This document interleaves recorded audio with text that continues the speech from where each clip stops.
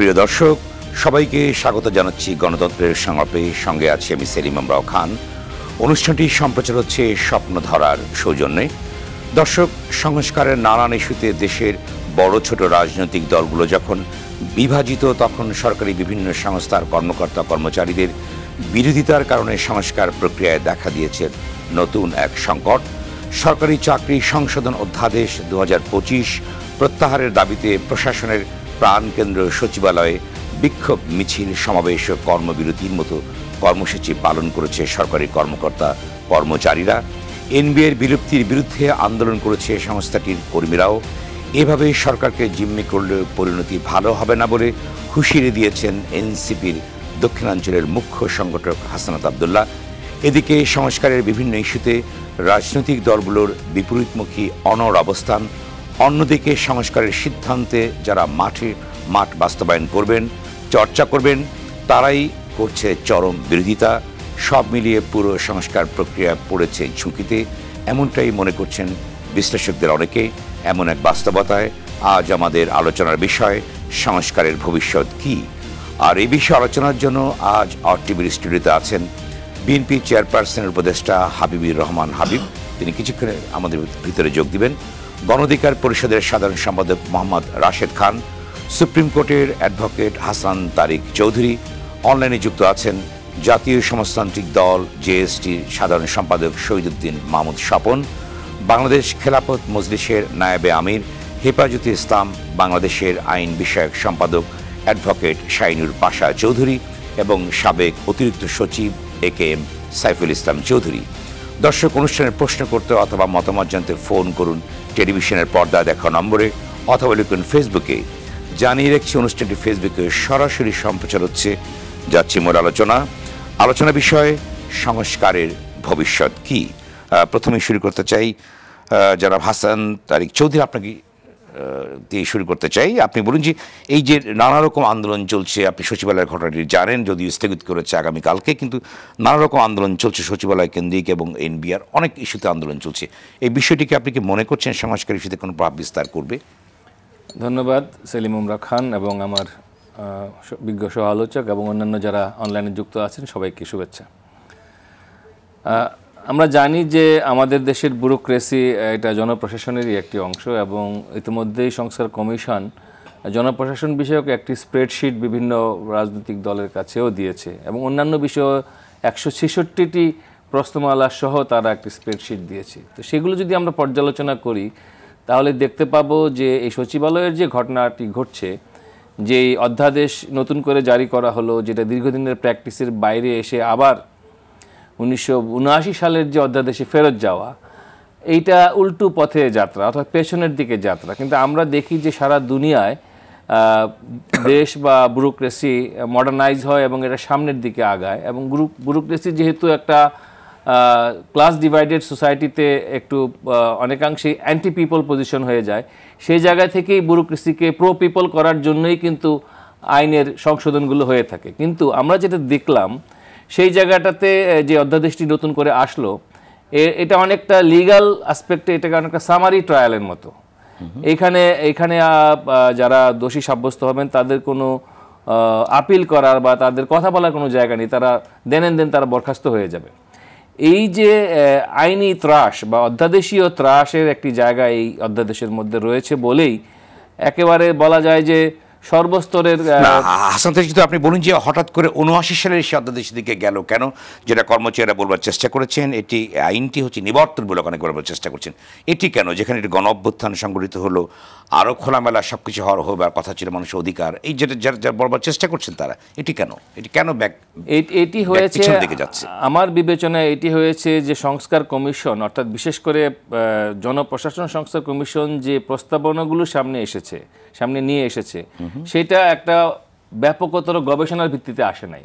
এটা এক ধরনের হাইপোথেটিক্যাল জায়গা থেকেই সেই প্রস্তাবগুলো এসেছে এবং সেটারই না অধ্যাদেশের আগে কোনো আলোচনা করা দরকার ছিল কিনা, এটা আপনি কি মনে করেন বা হয়েছে? অবশ্যই, কারণ আপনি যদি কোনো অধ্যাদেশ জারি করেন, একটা কিছু নতুন ভাবে আলোচনা হয়েছে আপনি মনে করেন?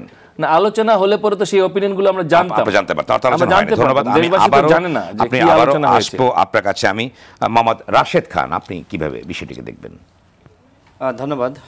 সবাইকে গণ অধিকার পরিষদের পক্ষ থেকে শুভেচ্ছা। আমরা যেটি মনে করি সেটি হলো যে কোনো বিধি বিধান বা আইন করার ক্ষেত্রে অবশ্যই যারা সংশ্লিষ্ট ব্যক্তি মহোদয় তাদের মতামত গ্রহণ করতে হবে। সচিবালয়ে যে আগুন লেগেছে অর্থাৎ যে আন্দোলন, দেখেন সচিবালয়কে বলা হয় যে একটি রাষ্ট্রের হৃৎপিণ্ড। সেটা যদি অচল থাকে, স্থবির থাকে, তাহলে সেই রাষ্ট্র চলে না। ঠিক এই কয়েকদিনের যে আন্দোলন, এই আন্দোলন শুধুমাত্র ঢাকাতেই সীমাবদ্ধ না, সারা দেশেও কিন্তু বিভিন্ন জায়গায় ছড়িয়ে পড়েছে। আর এই কারণেই আমি সবসময় যেটি বলে আসছি, যে কোনো আলোচনা, যে কোনো মানে বিষয়ে আপনি সিদ্ধান্ত গ্রহণ করেন আলোচনার ভিত্তিতে, সংলাপের ভিত্তিতে। যে সরকার কি করছে, প্রত্যেকটা জায়গায় আমরা লক্ষ্য করছি যে হঠকারী সিদ্ধান্ত, মানে প্রথমত সিদ্ধান্ত নিচ্ছে, এরপরে তালগোল পাকিয়ে ফেলে সেটি আবার স্থগিত ঘোষণা করছে। দেখেন এই যে আন্দোলনটা শুরু হলো, সরকারের তো বোঝা উচিত যে সরকারি কর্মকর্তা কর্মচারীরা তারা মনে করে যে এই চাকরিতে তাদের সিকিউরিটি আছে, এই জন্য অনেকে প্রাইভেটে না ঢোকে, সবাই কিন্তু বিসিএস দিয়ে বা সরকারি পরীক্ষা দিয়ে এই চাকরিতে ঢোকে, সরকারি চাকরিতে। সেখানে তাদের সাথে কোনো ধরনের আলোচনা করা হয়নি। আপনি যেটি প্রশ্ন ভাইকে করেছিলেন, আমি যতটুকু জানি কোনো আলোচনাই করা হয়নি। তারা একটি কমিটি করেছিল উপদেষ্টাদের সমন্বয়ে। আশা করি বলুন তাহলে এটি করার কারণটা কি? অর্থাৎ ৭৯ সালে যে আইনটিকে অর্থাৎ ভয়েড করা হয়েছে সেটিকে আবার পুনর্স্থাপন তারা বলবার চেষ্টা করছে আন্দোলনকারীরা যে একটি নিবর্তনমূলক, তাহলে করার কারণটা কি? কি কারণে এটি করা? দেখেন উপদেষ্টাদের মধ্যে 3টা গ্রুপ রয়েছে। একটা গ্রুপ মনে করে যে প্রয়োজনীয় রাষ্ট্র সংস্কার ঐক্যমতের ভিত্তিতে হওয়ার পরে একটি অবাধ সুষ্ঠু নিরপেক্ষ নির্বাচন যত দ্রুত সম্ভব করতে হবে, একটা গ্রুপ। আর একটা গ্রুপ মনে করে যে না, এত দ্রুত ইলেকশন দেওয়া যাবে না। আমাদের ছেলেরা একটি দল গঠন করেছে, যতক্ষণ না পর্যন্ত তারা দলটা গুছিয়ে নিতে পারছে, আমাদেরকে বিভিন্ন ইস্যু সামনে এনে আমাদের ক্ষমতায় থাকতে হবে। আমরা যতদিন ক্ষমতায় থাকতে পারবো, আমাদের ছেলেরা ততদিনে দলটা গুছিয়ে নিতে পারবে। আচ্ছা, আরেকটা ছোট্ট একটা প্রশ্ন রাশিদ খান, আপনি বলছেন এর পেছনে কোনো উদ্দেশ্য আপনারা মনে করছেন কিনা? কি আমি ওইখানে আসতেছি। আরেকটা গ্রুপ নিরামিষ, মানে লবণ ছাড়া তরকারি যেমনই হোক না কেন, লবণ দিলেও সমস্যা নেই, না দিলেও সমস্যা নেই, মানে একটা গ্রুপ এদিকেও নয় সেদিকেও নয়। এই 3টা গ্রুপ, এই 3টা গ্রুপের মধ্যে একটি গ্রুপ ষড়যন্ত্র করতেছে দেশকে অস্থিতিশীল করার জন্য। অর্থাৎ ওই যে নির্বাচন দেরি করতে হবে, একের পর এক আন্দোলন, একের পর এক সংকট সৃষ্টি, কৃত্রিমভাবে এগুলো করা হচ্ছে। আর আপনি যেটি বললেন যে কোনো উদ্দেশ্য আছে কিনা, আমি অবশ্যই মনে করি একটি উদ্দেশ্য আছে। একটি গ্রুপ মনে করছে যে বাংলাদেশ, উদ্দেশ্যটা কি মনে হয় আপনার কাছে? উদ্দেশ্য আমার কাছে মনে হয় যে তারা পরিকল্পিতভাবে আরেকটি ফখরুদ্দিন মঈনুদ্দিন, আরেকটি ১-১১ সৃষ্টি করতে চায়। আজকে যারা নির্বাচনের কথা শুনলে যাদের গায়ে জ্বালাপোড়া শুরু হয়, নির্বাচনের কথা শুনতেই পারে না, মনে হচ্ছে যে এই শব্দ যারা উচ্চারণ করছে এরা পাপিষ্ট, এরা অপরাধী, এরা হাসিনার দোসর। না, আমার কাছে যেটি মনে হয়, যারা 10 মাসেও এখনো পর্যন্ত রাষ্ট্র সংস্কারের কোনো নমুনা আমাদেরকে দেখাতে পারেনি, এখনো পর্যন্ত গণহত্যার বিচার নিয়ে তারা কি করবে সেটি আমাদেরকে দেখাতে পারেনি, যারা এখনো পর্যন্ত এই 10 মাসেও নির্বাচনের রোডম্যাপ দিতে পারে নাই, আমার কাছে মনে হয় যে তারাই প্রকৃত হাসিনার দোসর, তারাই প্রকৃত ভারতের এজেন্ট। তারা দেশকে অস্থিতিশীল করার জন্য, দেশের গণতান্ত্রিক যাত্রাকে ব্যাহত করার জন্য তারা ভারতের হয়ে কাজ করছে। ভারত কি চাই? ভারত চায় যে বাংলাদেশে কোনো ইলেকশন হবে না। আওয়ামী লীগ চায় বাংলাদেশে কোনো ইলেকশন হবে না, একটি মারামারি গ্যাঞ্জাম সংকট সৃষ্টি হবে। সেই পথেই কিন্তু উপদেষ্টাদের একটি অংশ হাঁটছে, এবং এর সাথে আরও বিভিন্ন মহল জড়িত রয়েছে। দেখেন, আমরা সরকারকে বলেছিলাম, আপনি তো এখন এই বিধি করছেন, আমরা সচিবালয় যারা আন্দোলন করছে তাদের কোনো ভিন্ন উদ্দেশ্য আছে কিনা? অর্থাৎ অবশ্যই ভিন্ন উদ্দেশ্য আছে, আমি সেখানে আসতেছি। দেখেন, আমরা এই সরকার শপথ নেওয়ার পরে আমরা মোটামুটি অধিকাংশ উপদেষ্টার সাথে আমরা কিন্তু দেখা করেছি, স্মারকলিপি দিয়েছি। আমরা বলেছি যে আওয়ামী লীগের আমলের সেই সুবিধাভোগী যে সকল সচিব ছিল, সেই ডিসি ছিল, এসপি ছিল, যারা 14 সালের, 18 সালের, 24 সালের ইলেকশন করেছে, এদেরকে অবশ্যই জবাবদিহিতার আওতায় আনতে হবে। কিন্তু আনা হয়নি। কি বলা হলো?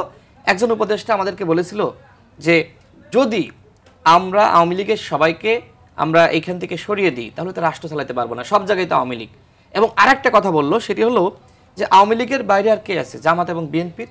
সুতরাং আমরা যদি আওয়ামী লীগকে ভয় দেখিয়ে কাজ করাতে পারি সেটাই তো ভালো। অন্যথায় আমরা যে রাষ্ট্র সংস্কার করতে চাই, আমাদের উদ্দেশ্য, আমাদের এজেন্ডা, সেটা তো আমরা বাস্তবায়ন করতে পারবো না যদি বিএনপি জামাতের যারা তাদেরকে বসিয়ে দিই। তারা তো আমাদের কথা শুনবে না, তারা তো তাদের দলের এজেন্ডা বাস্তবায়ন করবে। এই যে সংকট সমস্যা, আজকের এই আন্দোলন, এগুলো উপদেষ্টারা সৃষ্টি করেছে। শুরুতে যদি ব্যবস্থা গ্রহণ করত, পদক্ষেপ গ্রহণ করত, তাহলে আজকে যে সকল কর্মকর্তারা, আমলারা উস্কানি দিচ্ছে আন্দোলন করার, সেই আন্দোলনের সাহস তারা পেত না। ধন্যবাদ। আবার আসবো আপনার কাছে। শহীদুদ্দিন মাহমুদ স্বপন, এ প্রসঙ্গে আপনার কি বক্তব্য আছে? বিষয়টিকে কিভাবে দেখছেন আপনি? ধন্যবাদ আপনাকে।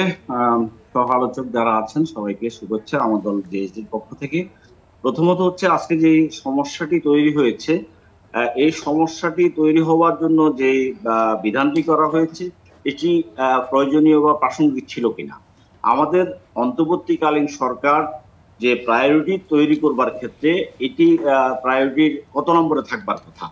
আমরা যদি মনে করি যে এই সরকারের যে এজেন্ডা থাকবার কথা সেটি হচ্ছে রাষ্ট্র সংস্কার, নির্বাচন এবং বিচার, তাহলে সেই ক্ষেত্রে আজকে জনপ্রশাসনের একটা কমিশন আছে, এটি গঠিত হয়েছে, তার সুপারিশনামা তৈরি হয়েছে, সেটি বাস্তবায়নের প্রক্রিয়া এখনো শুরু হয়নি। আবার সেই বিষয়ে ঐক্যমত জায়গা তৈরি হওয়ার জায়গাটা এখনো যথাযথভাবে হয়নি। তাহলে এই প্রসঙ্গটি আসতে কেন? রাষ্ট্র সংস্কারের যদি প্রধান আলোচনার বিষয় থাকে, যদি একটি সংস্কারের যদি প্রশ্ন থাকে, তাহলে সেই প্রশ্নটি আমরা বহুদিন থেকে বলবার চেষ্টা করছি যে বাংলাদেশের প্রধানমন্ত্রীর যে ক্ষমতা অথবা রাষ্ট্রপতি শাসিত পদ্ধতিতে যে ক্ষমতা থাকছে সেটিকে জবাবদিহিতার ভেতরে আনা, ভারসাম্য তৈরি করবার বিষয় নিশ্চিত করা এটার প্রধান কাজ।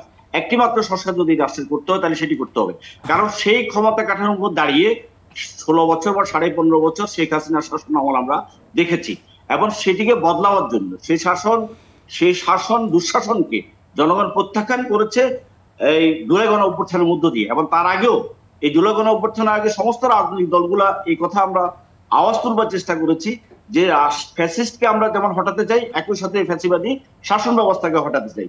সেই শাসন ব্যবস্থা হটানোর আন্দোলনটাই রাষ্ট্র সংস্কারের আন্দোলন। জুলাই গণ অভ্যুত্থানের মধ্য দিয়ে সেটি ব্যাপকতা লাভ করেছে।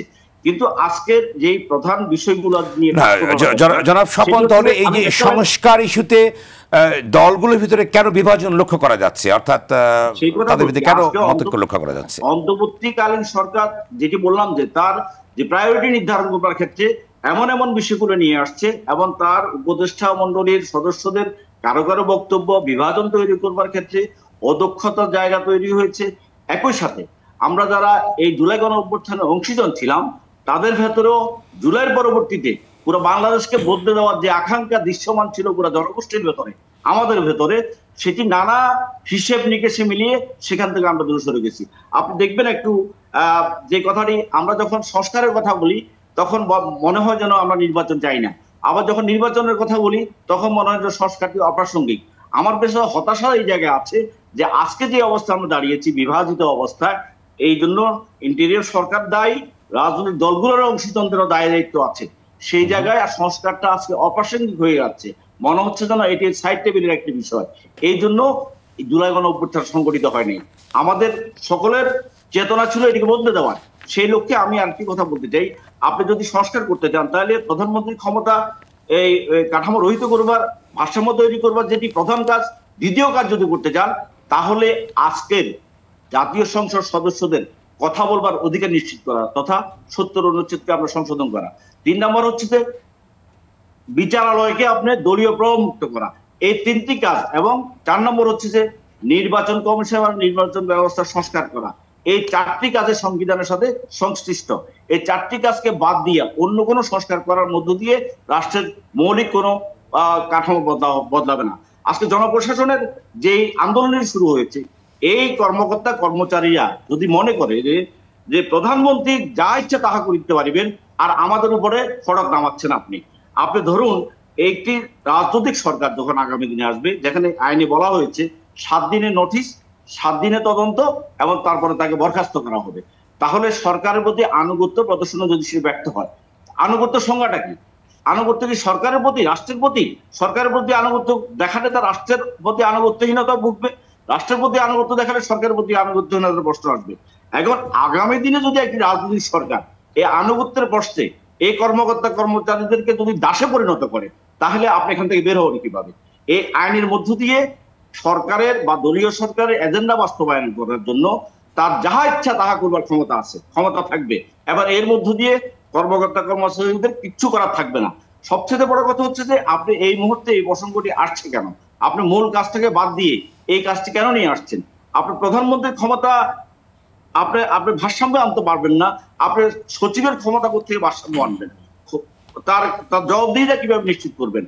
আমরা যদি সকলে মিলে চিন্তা করি যে প্রধান কার আঙ্গুলে হেলনে দেশটা চলে এবং তিনি কি ক্ষমতা ভোগ করেন, তিনি কিভাবে ক্ষমতা চর্চা করেন, কিভাবে দেশ শাসন করেন, তার কথা, তার বক্তব্য, তার আদেশ, তার নির্দেশে হলো আইন। সেই জায়গায় যদি কোনো কিছু করবার না থাকে, তাহলে অন্য কোনো জায়গায় কাজ করবার মধ্য দিয়ে রাষ্ট্রকে গণতান্ত্রিক প্রক্রিয়ায় ফিরিয়ে নেওয়া যাবে না, রাষ্ট্রের কোনো সংস্কারও হবে না, এবং এই আমলাতন্ত্র যেটি আমাদের উপরে বহুদিন যাবৎ চেপে বসে আছে, যেভাবে গত 15 বছর এই আমলাতন্ত্র, এই কর্মচারী বা কর্মকর্তারা কার শাসন, কার কথা শুনেছে? প্রতিটি শাসকের কথা শুনেছে। জনাব স্বপনের ছোট্ট একটি প্রশ্ন আপনাকে করি, ছোট্ট একটি প্রশ্ন আপনি সংক্ষেপে উত্তর দেন। সেটি হচ্ছে যে এই আন্দোলনটা এই মুহূর্তে হচ্ছে, এর পেছনে কি কারণ আপনি মনে করছেন? একটি প্রশ্ন। অন্যটি হচ্ছে যে এই মুহূর্তে এই প্রশাসনিক সংস্কারটা কিভাবে কেন সামনে নিয়ে আসা হলো, দুটি ব্যাখ্যা কি আছে আপনার কাছে? প্রথমত হচ্ছে যে খুব সংক্ষেপে আমরা সরকারকে, আমরা বারবার সরকারকে, প্রধান উপদেষ্টাকে বলবার চেষ্টা করেছি, সরকার মানে শক্তি, সরকার মানে জনগণের আস্থার জায়গা, সরকার মানে জনগণের নিরাপত্তা দেওয়ার জায়গা, সরকার মানে জনগণের দৈনন্দিন সমস্যা সমাধানের জায়গা। সেই জায়গায় সরকার যখন যথাযথভাবে অ্যাড্রেস করতে পারছে না, যথাযথভাবে সেগুলো নিশ্চিত করতে পারছে না, একই সাথে সংস্কার প্রশ্ন, নির্বাচন প্রশ্নে যে বিভাজিত রাজনৈতিক অবস্থা তৈরি হচ্ছে, এর মধ্য দিয়ে বহু রকমের ষড়যন্ত্র চক্রান্ত হওয়ার সুযোগ তৈরি হয়েছে। কারণ জুলাই গণ অভ্যুত্থানের শক্তির ঐক্য আজকে নাই, সরকারের সাথে বিভাজিত। আমাদের সেনাবাহিনীর বক্তব্য, সরকারের উপদেষ্টা মণ্ডলীর বক্তব্য, এগুলো পরস্পর বিরোধী অবস্থা। এই সমস্ত প্রশ্নে মিনিমাইজ না হয়ে একটা ঐক্যমত্যের জায়গায় যদি আমরা পৌঁছাতে না পারি, তাহলে এটি যৌক্তিক অযৌক্তিক আন্দোলন যাই হোক না কেন, সেটার পেছনে অন্য কোনো কারণ থাকবার সুযোগ থেকে যায়। ধন্যবাদ। এই আশঙ্কাকে আমি বাদ দিতে পারছি না। ধন্যবাদ শহীদুদ্দিন মাহমুদ স্বপন, আপনার কাছে আবার আসবো। এই পর্যায়ে আমি যাচ্ছি হাবিবুর রহমান। হাবিব, আপনি বলেন যে আজকে একটি দৈনিক পত্রিকা খবর ছাপা হয়েছে সমকালে যে অধিকাংশ সংস্কার প্রস্তাব যেগুলো আসছে তাদের অর্থাৎ সেগুলোতে আপনাদের বেশ কিছু অবজারভেশন অর্থাৎ না থাকছে, যে আপনারা দ্বিমত পোষণ করছেন, কেন? আপনাকে ধন্যবাদ। আপনার মাধ্যমে আরটিভির সম্মানিত দর্শক শ্রোতা যারা দেখছেন তাদেরকে সশ্রদ্ধ সালাম, বিজ্ঞ আলোচক বিন্দুকে শুভেচ্ছা। আসলে সংস্কারের ব্যাপারটা নিয়ে তো আমরা দীর্ঘদিন ধরে আলাপ করতে, সংস্কার শুনতে শুনতে কান ঝালাপালা। আর কতগুলি সংস্কার চান? আমি বলি যে 4টা জিনিস যদি আপনি করেন, 4টা ক্ষেত্রে যদি আপনি সিদ্ধান্ত নেন, আর কিছু এই দেশে ফ্যাসিস্টের জন্ম হওয়ার কোনো সুযোগ নেই। প্রথমত কথা, আমাদের 31 দফার মধ্যে আছে যে পরপর 2বার বেশি প্রধানমন্ত্রী হতে পারবেন না এবং প্রধানমন্ত্রীর সাথে রাষ্ট্রপতির ক্ষমতার ভারসাম্য আনয়ন করা হবে। গেল। এরপর প্রতি 5 বছর পর পর নির্বাচন হবে নিরপেক্ষ তত্ত্বাবধায়কের অধীনে, অর্থাৎ ক্ষমতা ছেড়ে দিতে হবে, সংসদ ভেঙে যাবে, কেউ এমপি মন্ত্রী থেকে নির্বাচন করতে পারবে না। তার যে দলই ক্ষমতা যাবে তারা 5 বছর জনগণের পক্ষে কাজ করতে বাধ্য, তারা 5 বছর পর জনগণ তাদেরকে আর ক্ষমতায় আসার কোনো সুযোগ দিবে না। থার্ড, আজকে যে বিচারে যে আমি এতক্ষণ তর্ক বিতর্ক করে আসলাম আরেকটা অনলাইনে, সেটা হলো বিচার ব্যবস্থা। এই বিচার ব্যবস্থা যেটা শহীদ রাষ্ট্র জিয়া রহমান করে সুপ্রিম জুডিশিয়াল কাউন্সিল উনি করেছিলেন, আগে তো ছিল সংসদের হাতে ন্যস্ত, এই গত সরকার এসে আবার সংসদের কাছে নিয়ে গেছিল। আমাদের 31 দফার মধ্যে পরিষ্কার আছে যে সুপ্রিম জুডিশিয়াল কাউন্সিলের মধ্যে বিচারক নিয়োগ হবে, তাদের অপসারণ করার ক্ষেত্রে সেখান থেকেই তারা সিদ্ধান্ত নেবে। তাহলে এই বিচারকেরা, এই যে একটা কথা উঠলো যে এই কথাটা সালাউদ্দিন কাদের চৌধুরীকে ফাঁসি দিয়েছে, দিলারকে চৌধুরীকে ফাঁসি দিয়েছে, আজকে আধার মুক্তি পেল, এই কথা নিয়ে অনেক বিতর্ক আসছে। আমি একজন বাংলাদেশের নাগরিক হিসেবে, সচেতন নাগরিক হিসেবে বলবো, সালাউদ্দিন কাদের চৌধুরী কোনোভাবেই 71 স্বাধীনতা রাজাকার ছিল না, সাইদি সাহেব কোনোভাবে রাজাকার ছিল না, জামাত ইসলাম দলগতভাবে পাকিস্তানের পক্ষে ছিল, যেটা ডাক্তার শফিক বলেছে। সেই কারণে বিচার করেন, সেটা আলাদা ব্যাপার। ব্যক্তি বলে যে বিচার ব্যবস্থা কোথায় নিয়ে গেছিল, আমি তো সবচেয়ে জ্বলন্ত সাক্ষী। আমার এলাকার 47 জন নেতাকর্মীকে সাজা দেওয়া হয়েছে, 9 জনের ফাঁসি, 25 জনের যাবজ্জীবন, 13 জনের 10 বছর জেল, যেখানে কোনো প্রাণহানি ঘটনায়, তেমন কোনো ঘটনায় নাই। আমি সেদিন প্রধানমন্ত্রীর সাথে, সাবেক প্রধানমন্ত্রীর সাথে আমি ছিলাম, আমি প্রত্যক্ষদর্শী। রায় যেদিন হয় সেদিন আমার উপর যে আক্রমণ হয়েছিল তাতে 9 জনের ফাঁসিতে 18 জন হওয়া উচিত, আমি বেশি আক্রান্ত হয়েছিলাম, আমার বেশি লোক আহত হয়েছিল। এই যে বিচার ব্যবস্থাকে ওই জায়গায় নিয়ে গিয়েছিল বলেই আজকে বিতর্কের জায়গায় আসতেছে। আজকে বাংলাদেশের এই যে আশঙ্কা কেন, আজকে এত সংস্কার করেন আপনি, এই 3টা জিনিস আপনি মোটা দাগে করেন। আর নির্বাচন ব্যবস্থা, যে নির্বাচন ব্যবস্থার কারণেই একটা সরকার স্বৈরাচারী হয়ে যায়, একটা দল স্বৈরাচারী হয়ে পরপর যে তার নির্বাচন আসার সুযোগ পায়, আপনি আইন করে দেন। যে নির্বাচনের সময় কোনো প্রার্থী যদি কারো অন্য প্রার্থীর উপরে আঘাত হানে, তার পার্টি অফিস পুড়িয়ে দেয়, নির্বাচন অফিস পুড়িয়ে দেয়, পোস্টার ছিনিয়ে দেয়, প্রার্থী বাতিল, শুনতে সে কারণে দেখবেন তো সব সোজা হয়ে যাবে। নির্বাচন থেকে যদি ভোট কাটে, অবৈধ টাকা দিয়ে যদি ভোট কিনে নেয়, ওখানে ধরা পড়ে, সাথে সাথে প্রার্থী বাতিল করে দেন, ও আর ওইদিকে তাকাবে না। এরপরেও রাখেন যে এরপরে এই চোখের দৃষ্টির বাইরে যদি অন্য কিছুভাবে যদি সে নির্বাচিত হয়ে আসে, তার সংসদে বাতিল হয়ে যাবে। বাংলাদেশে একটা সোজা রেল লাইন যেমন ট্রেন চলে, যেদিক দিয়ে যাক না ট্রেন কিন্তু সেদিক দিয়ে যায়, সোজা হয়েছে। রাজনৈতিক দলও চলবে, দেশের মানুষ চলবে, সব চলবে। আর প্রশাসনের যে ব্যবস্থাটা আপনি বলতেছেন, প্রশাসনকে তো ধরেন এই প্রশাসন যে দোষের দুষ্ট, এই প্রশাসনকে সর্বনাশ করে গেছে কারা? বিগত সরকার। আমাদের রাতের বেলা ভোট হয়েছে, দিনের ভোট রাতে হয়েছে, 100% ভোট কাস্ট হয়েছে, মরা মানুষ ভোট দিয়েছে, বিদেশ থেকে মানুষ ভোট দিয়েছে, হাসপাতাল থেকে মানুষ ভোট দিয়েছে। এই যে যে অপকর্মগুলি করে গিয়েছে, সেই কারণে তো এত আমাদের ভিতরে যে এই সৃষ্টি হচ্ছে বিশ্বাস অবিশ্বাস। আজকে আমাদের যে এই যে বিগত 3-4টা দিন গেল, এই কথা আমার মনে হয় সেই 1975 সালের 23 নভেম্বর থেকে 7 নভেম্বরের কথা আপনার মনে আছে, আমাদের মনে আছে। ঘুমবিহীন রাত কাটছে আমাদের। কি এমন হলো যে প্রধান উপদেষ্টা উনি পদত্যাগ করতে যাচ্ছেন, ধরো ঠেকাও, উনি না যায়, এই যে নানান কাহিনী। আবার কি হচ্ছে যে মার্চ পর ডক্টর ইউনূস যাচ্ছে, শাহবাগে যাচ্ছে, একদল লোক যাচ্ছে, 5 বছর 10 বছর। এই সংস্কৃতি কোথায় কোথায় নিয়ে যাচ্ছে এগুলি? পৃথিবীর কোনো এমন দেশ আছে, একটা দেশ নির্বাচন ছাড়া একটা দেশ চলে? এখন আমরা নির্বাচনের কথা বললে আমাদের বলা আছে আমাদের বলা আছে জনাব হাবিব, এই বড়দের হিসেবে আপনাদের স্পষ্ট অবস্থানটা তাহলে এই প্রেক্ষাপটে আমাদের স্পষ্ট অবস্থান হলো, নির্বাচন তো সবাই চায়, চাবে না কেন?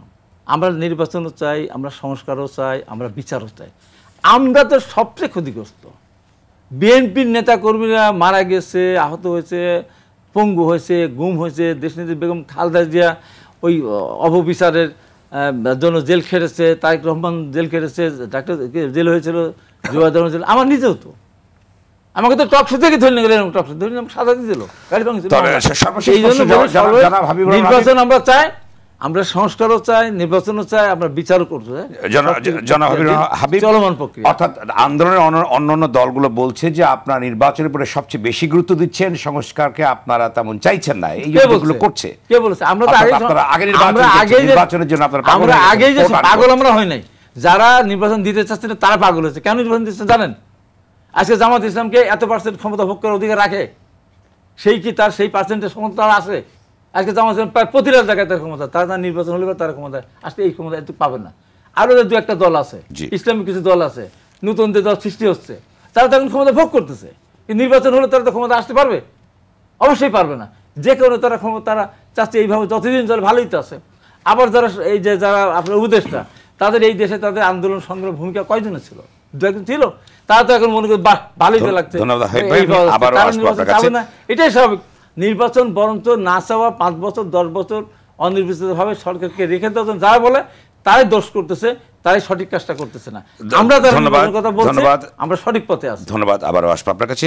দেশটা আমাদের বুকের ভেতর রাখা আছে। এই স্বপ্নগুলি দেশের সবচেয়ে বড় সম্পদ। আমরা বিশ্বাস করি এই স্বপ্নগুলিতেই তৈরি হবে স্বপ্নের বাংলাদেশ। স্বপ্ন ধরা, ধরনীর বুকে স্বপ্নের ঠিকানা।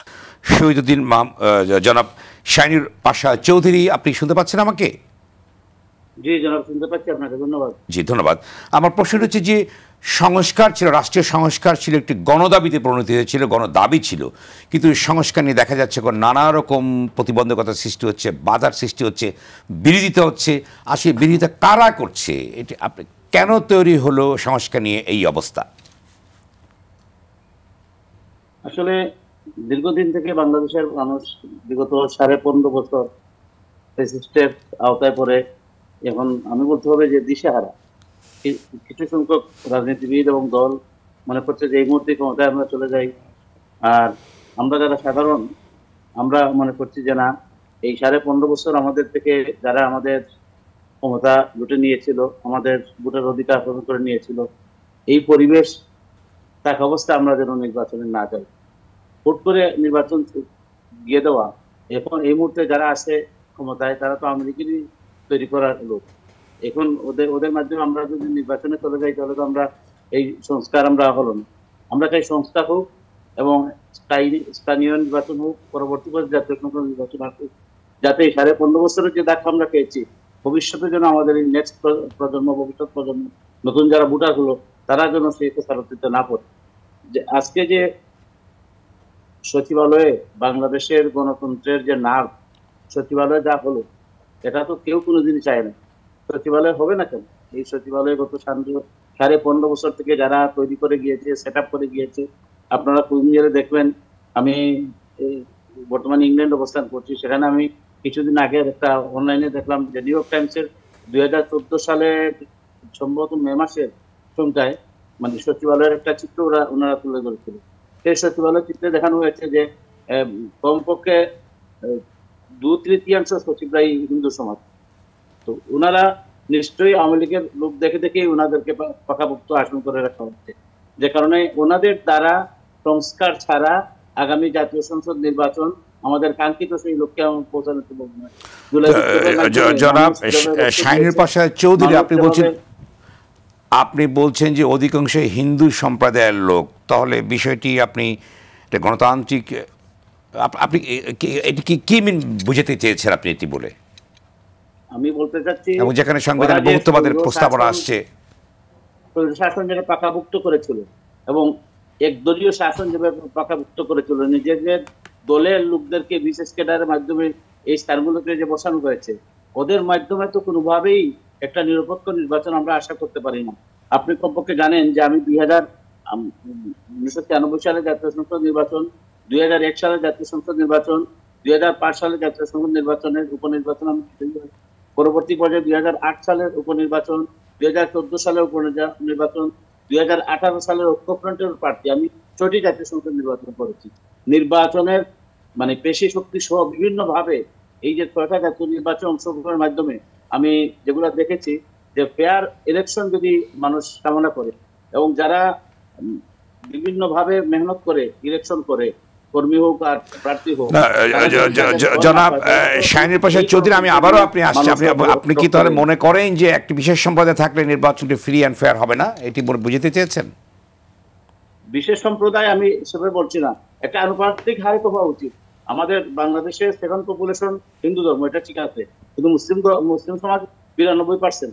এই 92% মুসলমানদের এই দেশে মানে যারা কম্পিটিটিভ পরীক্ষা দিয়ে, প্রতিযোগিতামূলক পরীক্ষা দিয়ে কেউ যদি শিক্ষিত সমাজ নাই, মুসলমানদের মধ্যে কি শিক্ষিত সচিব হওয়ার মতো উপযুক্ত ওরা নাই, তাহলে 2/3 হবে কেমনে? মানে এটা বাংলাদেশের গণতন্ত্রের যে শাহিনুর পাশা চৌধুরী, জনাব চৌধুরী বলেন, যেখান থেকে দেশ পরিচালনা করবে, কেউ যদি প্রতিযোগিতামূলক পরীক্ষার ভেতর দিয়ে বাংলাদেশের কোনো নাগরিক যদি কোনো চাকরি পেয়ে থাকে, অবস্থান পেয়ে থাকে, সেখানে আপনি কিভাবে ধর্ম দিয়ে বিভাজন করবেন যদি বলেন? প্রতিযোগিতা আমার কথা এখানেই, আপনি প্রতিটা ইউনিভার্সিটির রেজাল্ট দেখেন এবং যারা বিসিএস পরীক্ষা দিচ্ছে তাদের অবস্থান দেখেন, নিশ্চয়ই তাদেরকে সেখানে মামা ভাঙার কাজ করা হয়েছে। এখানে প্রতিযোগিতা ওরা আসে নাই, প্রতিযোগিতায় ওরা আসলে মুসলমানরাও আসলে, এখানে 3 ভাগের 2 ভাগ আসলো কি করে? 92 ভাগ মুসলমানের দেশে 8%, বাকি অন্যান্য ধর্মাবলম্বী হিন্দু ধর্ম 5.5%। এখান থেকে হিন্দু ধর্মের মানে তার সচিবরা এখানে চলে আসে, এটা তো নিশ্চয়ই এখানে কোনো মানে অন্য কিছু করা হয়েছে। আমি যদি 30 সেকেন্ডে একটু উত্তর দিতে চাই। বলুন রাশেদ খান। আপনি যে প্রশ্নটি করলেন এবং ভাই যেটি বললেন, আমার মনে হয় তিনি স্পষ্টভাবে বোঝালে ভালো হতো, অন্যথায় বিভ্রান্তি ছড়াবে। দেখেন, বাংলাদেশ একটি অসাম্প্রদায়িক রাষ্ট্র, এটি তো সত্য, আমরা সবাই মোটামুটি এ বিষয়ে বিশ্বাস করি এবং আমরা ছোটোবেলা থেকে আমরা একসাথে হিন্দু বন্ধুদের সাথে একসাথে স্কুলে গিয়েছি, আমাদের ভিতরে কখনোই ধর্মীয় কারণে কোনো ধরনের ভেদাভেদ হয়নি। আওয়ামী লীগের বিষয়টা একটু ভিন্ন রকম ছিল। আওয়ামী লীগ মনে করতে যে তাদের একমাত্র বন্ধু ভারত, অর্থাৎ ভারত যেহেতু একটি হিন্দু অধ্যুষিত রাষ্ট্র, সেক্ষেত্রে তারা মনে করতো এই দেশের হিন্দুদেরকে যদি আমরা একটু বেশি প্রাধান্য দিই তাহলে হয়তো ভারত আমাদের উপরে কিছুটা খুশি হবে। এ ধরনের অভিযোগ বিভিন্ন জায়গায় শোনা গেছে, যে যেমন ওসি প্রদীপকে ওসি বানানো, এরকম বিভিন্ন থানার ওসি বানিয়েছে, সচিব বানিয়েছে। ভাই হয়তো সেটাই বোঝাতে চেয়েছে যে আওয়ামী লীগ তার স্বার্থে মূলত কিছু হিন্দু মানুষকে সুযোগ সুবিধা দিয়ে ভারতকে আসলে খুশি করার চেষ্টা করেছে। আমার মনে হয় উনি ওই রকমই বোঝাতে চেয়েছেন কিনা। বাট এখন যেটি হচ্ছে, এখন আসলে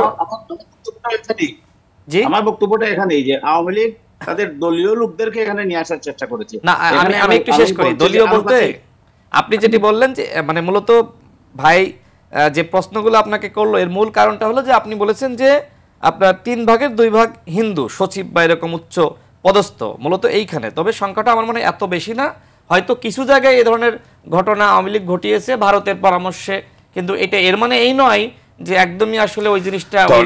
রাশিয়া আপনি বলতে চেয়েছেন যে বাংলাদেশে মুসলমানদের দেশ, সুতরাং তারাই বেশি সুযোগ সুবিধা পাবে? আমি সেটা বলতে চাচ্ছি না। আমার কথা হলো যে এই দেশে মেধার ভিত্তিতে এদেশে হিন্দু, বৌদ্ধ, খ্রিস্টান, মুসলমান সবার জন্য সমান সুযোগ থাকবে রাষ্ট্রীয়ভাবে। ধর্মের কারণে কারোর সাথে বিভাজন, তার কি মেধার ভিত্তিতে ওখানে যায়নি?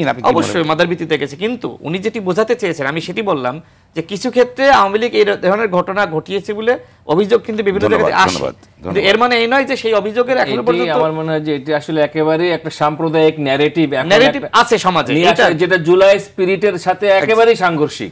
সেটা একটা সাম্প্রদায়িক ন্যারেটিভ, কিন্তু সমাজে সাম্প্রদায়িক ন্যারেটিভ এখানে ভারত কখনো আইডল হতে পারে না, বা আওয়ামী লীগের ন্যারেটিভ এখানে আইডল না। আমরা আওয়ামী ন্যারেটিভ দিয়ে সম্প্রদায়কে বিভাজন করি না।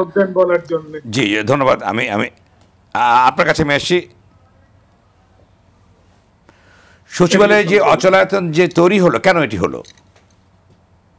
ধন্যবাদ আপনাকে। তার আগে আমি দুটো কথা বলে দিই। সেটা হচ্ছে হাবিব ভাই যেমন বললেন যে গত নির্বাচনে, যদিও আমি গত নির্বাচনে সাফাই গাচ্ছি না, তারপরেও বলি যে গত নির্বাচনে উনি যেভাবে বললেন যে সব হাসপাতাল থেকে ভোট দিয়েছে, মরা মানুষরা ভোট দিয়েছে, পরিসংখ্যান বলছে যে গত নির্বাচনে ভোট পড়েছে 41.8%। হ্যাঁ, তার মানে প্রায় 52% লোক ভোট দেননি। আর পাশা চৌধুরী সাহেব যে কথাটা বললেন যে 2/3 যারা হিন্দু ধর্মাবলম্বী সচিব হয়েছেন, যেটা বলছেন ইন্টারেস্টিং হচ্ছে যে আওয়ামী লীগের আমলে যারা সচিব হয়েছে তাদের চাকরি যে নিয়োগটা সেটা হয়েছে আপনার জেনারেল এরশাদের আমলে, এবং 91 থেকে 96 পর্যন্ত বিএনপির আমলে। এই আমলটাতে যাদের চাকরিতে নিয়োগ হয়েছিল তারাই কিন্তু পরবর্তীতে এই বিএনপি আওয়ামী লীগের আমলে সচিব হয়েছেন। অতএব এই নিয়োগের ব্যাপারটা, তাদের প্রাথমিক নিয়োগের ব্যাপারটা আর যাই হোক না কেন, যার ঘাড়ে বর্তায় না তাকে দেয়াটা বোধহয় ঠিক না। গেল একটা। এবার আসেন 2/3 ছিল না, এটা হয়তো অনেক কম হবে।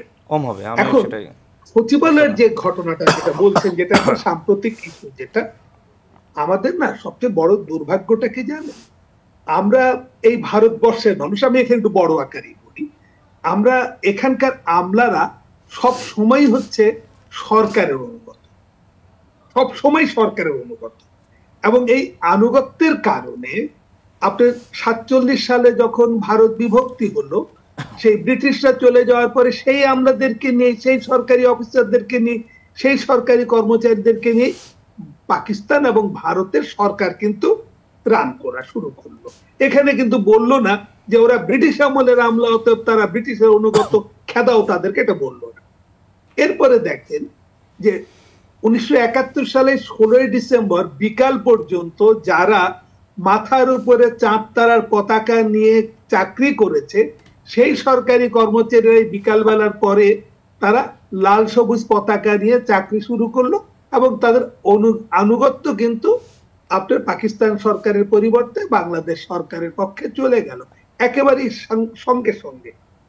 এখন ঘটনাটা হচ্ছে যে সরকারি কর্মচারীরা সবসময় সরকারের প্রতি অনুগত থাকে, কিন্তু সরকার তারা মনে করেন অনুগত না। ব্যাপারটা হচ্ছে অনেকটা শাশুড়ি আর পুত্রবধূর মতন আর কি, সম্পর্কের মতন, যে পুত্রবধূ সবসময় মনে করে যে আমাকে এই সংসারে টিকে থাকার জন্য শাশুড়ির অনুগত থাকতে হবে, আর শাশুড়ি মনে করে বোধহয় আমার ভাগটাই নিয়ে নিল, অতএব আমি ওকে সহ্য করতে পারবো না। এবং যে কারণে আপনার মনে আছে যে এই মাস 3 আগে যখন বিগত 3 নির্বাচনে যারা রিটার্নিং অফিসার ছিলেন, এরকম অফিসারদেরকে যখন ওএসডি করা হলো এবং চাকরিচ্যুত করা হলো, তখন আমাদের এই বর্তমান অরাজনৈতিক অন্তর্বর্তী সরকারের জনপ্রশাসনের যিনি সিনিয়র সচিব, তিনি সচিবালয়ের বারান্দায় সদর্পে মাইকের সামনে বললেন যে আশ্চর্যের ব্যাপার, একজন ডিসিও প্রতিবাদ করে নাই। কোন ডিসি বলে নাই যে আমি রিটার্নিং অফিসার হব না, আমি চাকরি ছেড়ে দেব, আমি এই ভোট করব না। তার মানে কি আপনার সরকারের ভেতরে এখন যিনি সিনিয়র সচিব তিনি কিন্তু রেগুলার না অফিসার, তিনি কন্ট্রাক্টে এসেছেন। তার মানে কি সরকার পছন্দ করে যাকে এনেছেন তিনিও আশা করেন যে সরকারি কর্মচারীরা মানে তারা হচ্ছে যে অনুগত থাকবে না, তারা রিভোল্ট করবে যদি মনে করে যে এটা অন্যায় হচ্ছে। এখন 3 মাস আগে যে জনপ্রশাসন সচিব এই কথা বললেন, সেই জনপ্রশাসন মন্ত্রণালয়ের মাধ্যমে একটা প্রজ্ঞাপন জারি হলো, একটা অধ্যাদেশ জারি হলো, যেখানে বলা হচ্ছে যে অধ্যাদেশটা সবচেয়ে ইন্টারেস্টিং হচ্ছে কি যে এখানে যে শব্দটা নেই, আমি যদিও তারা বলছেন সরকারি কর্মচারীরা যে 1979 সালের যে আইনটা এটা পুনর্বহাল হয়েছে হ্যান ত্যান ইত্যাদি, আমি কিন্তু ওগুলো কিছুই মনে করছি না। কেন মনে করছি না? যে এইখানে এই পুরা যত যাই বলেন 79 আইন অমক তমক সবকিছু 18 সালের চাকরির যে আইনটা তার ভিতরে কিন্তু চলে এসছে, অথবা ওই আইন দিয়ে যা কিছু 79 সব কাভার করা যেত। নতুন যে শব্দটা এনেছেন যেটা শহীদুল মাহমুদ স্বপন ভাই একটু আগে উল্লেখ করলেন, সেটা হচ্ছে এখানে সবচেয়ে ইন্টারেস্টিং যেটা এমন কোন কার্যে লিপ্ত হন যা অনানুগত্যের সামিল। আপনি জানেন যে আইনের যে কোনো ভাষায়, আইনের গ্রন্থে, আইনের যে কোনো আইনের মধ্যে একটা শব্দের সংজ্ঞা দেয়া থাকে, এখানে কিন্তু কোনো সংজ্ঞা দেয়া নেই। অনানুগত্য, কার প্রতি অনানুগত্য? রাষ্ট্রের প্রতি অনানুগত্য, সরকারের প্রতি অনানুগত্য, ঊর্ধ্বতন কর্তৃপক্ষের প্রতি অনানুগত্য, কার প্রতি অনানুগত্য? আমি স্পষ্টভাবে বলি, আমি বিশ্বাস করি বাংলাদেশের কোন সরকারি কর্মচারী কখনোই রাষ্ট্রের প্রতি অনানুগত্য থাকে না, সরকারের প্রতি কখনো অনানুগত্য থাকে না। তারা সর্বদাই রাষ্ট্রের প্রতি অনুগত থাকে, সর্বদাই সরকারের প্রতি অনুগত থাকে। সমস্যাটা হচ্ছে সরকার তাকে মাঝে মধ্যে বিপরীত দিকে ঠেলে দেয়, যেমন ঠেলে দিয়েছিল 1990 সালে, যেমন ঠেলে দিয়েছে 1996 সালে। আপনি ইন্টারেস্টিং হচ্ছে যে 90 সালে যখন সরকারি কর্মচারীরা সরকারের বিরুদ্ধে জনতার মঞ্চ করলো, 96-তে যখন জনতার মঞ্চ করলো, তখন কিন্তু আপনারা সবাই বললেন আহা কি আনন্দ, কি আনন্দ, সরকারি কর্মচারীরা আমাদের সাথে চলে এসছে। কেন সমর্থন করলেন? তখন কেন বললেন না যে সরকারের বিরুদ্ধে তারা আনুগত্য হারিয়েছে? সে কথা তো বলেননি। ও তখন ওটা প্রয়োজন ছিল। এবং ইন্টারেস্টিং হচ্ছে কোন রাজনৈতিক সরকার এসেও কিন্তু বলে নাই যে আনুগত্যের প্রশ্নে সরকারি কর্মচারীদের জন্য বিধান তৈরি করতে হবে। 1990 সালে যে সরকার চলে গেছে তারা আর ক্ষমতায় আসেনি, কিন্তু 96-তে যে সরকার চলে গিয়েছিল সেই সরকার 2001 সালে ক্ষমতায় এসেছিল। কই, তারাও তো এসে আইনের কোনো পরিবর্তন আনে বলেন নাই যে সরকারি কর্মচারীদেরকে কারোর প্রতি অনুগত থাকিতে হইবে, কারণ তারা জানেন যে তারা অনুগতই থাকে।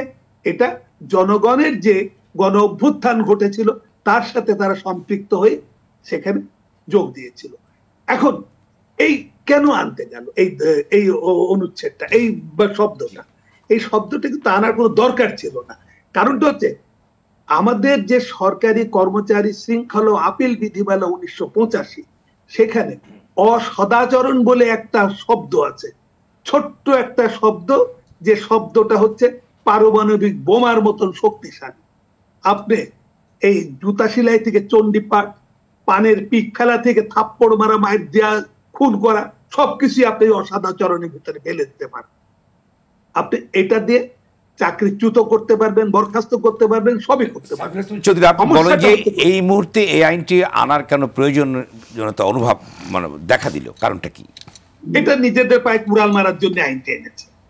এটা স্রেফ চুলকায় ঘা তৈরি করা ছাড়া কিছু না, কারণ কোনো দরকার ছিল না। এই যে 22 জন অফিসারকে যে কতদিন আগে যে রিটায়ার্ড করাই দিল, কোনো সমস্যা হয়েছিল?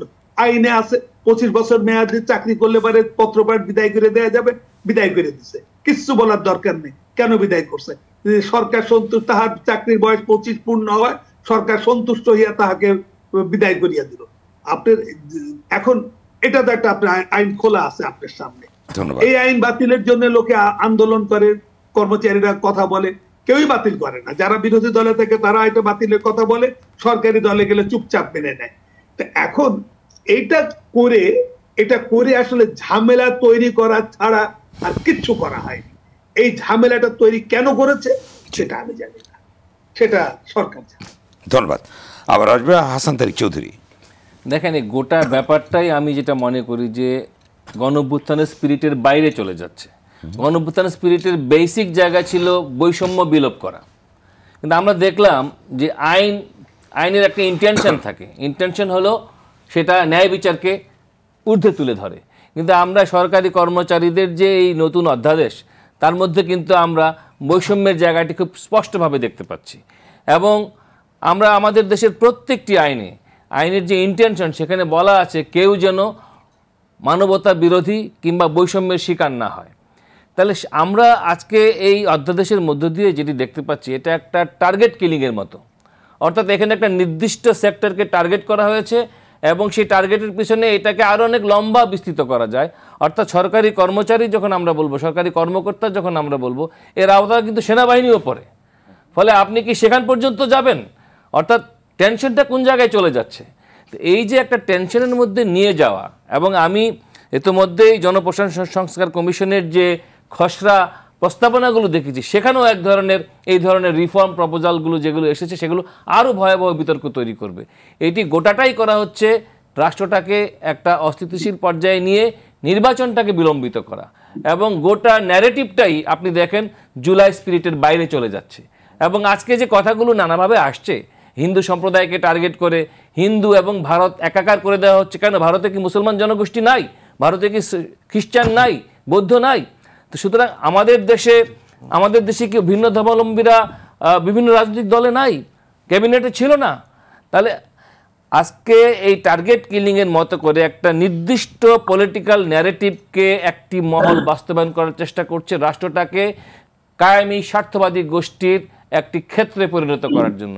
এই জায়গাটা রাজনৈতিক গোষ্ঠীকে, সুশীল সমাজকে এবং পেশাজীবীদেরকে খুব সাবধানতার সাথে ডিল করতে হবে। এবং সেটি যদি আমরা না করি, আমাদের দেশ ক্রমান্বয়ে একটি ব্যর্থ রাষ্ট্রের দিকে যাবে, যেটা কখনোই জুলাই অভ্যুত্থানের আকাঙ্ক্ষা ছিল না।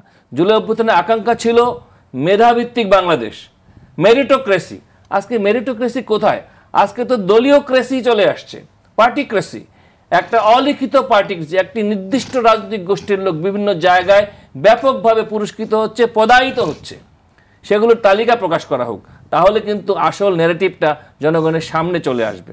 এবং সেটি আমরা পুলিশ থেকে শুরু করে জনপ্রশাসন থেকে শুরু করে, রাজনৈতিক দল আপনি বলতে চেয়েছেন এইটা একটা ন্যারেটিভ। এই ন্যারেটিভটা হলো আমাদের দেশকে যারা অনির্বাচিত অবস্থায় রাখতে চায়, যারা মনে করে যে ইলেকশন হলে পরে তাদের দল ক্ষতিগ্রস্ত হবে, তারা ইলেকশনে ভালো করতে পারবে না, এটা সবাই জানে, নাম উল্লেখ করার দরকার নেই, আমরা বুঝতে পারি সেটা যে।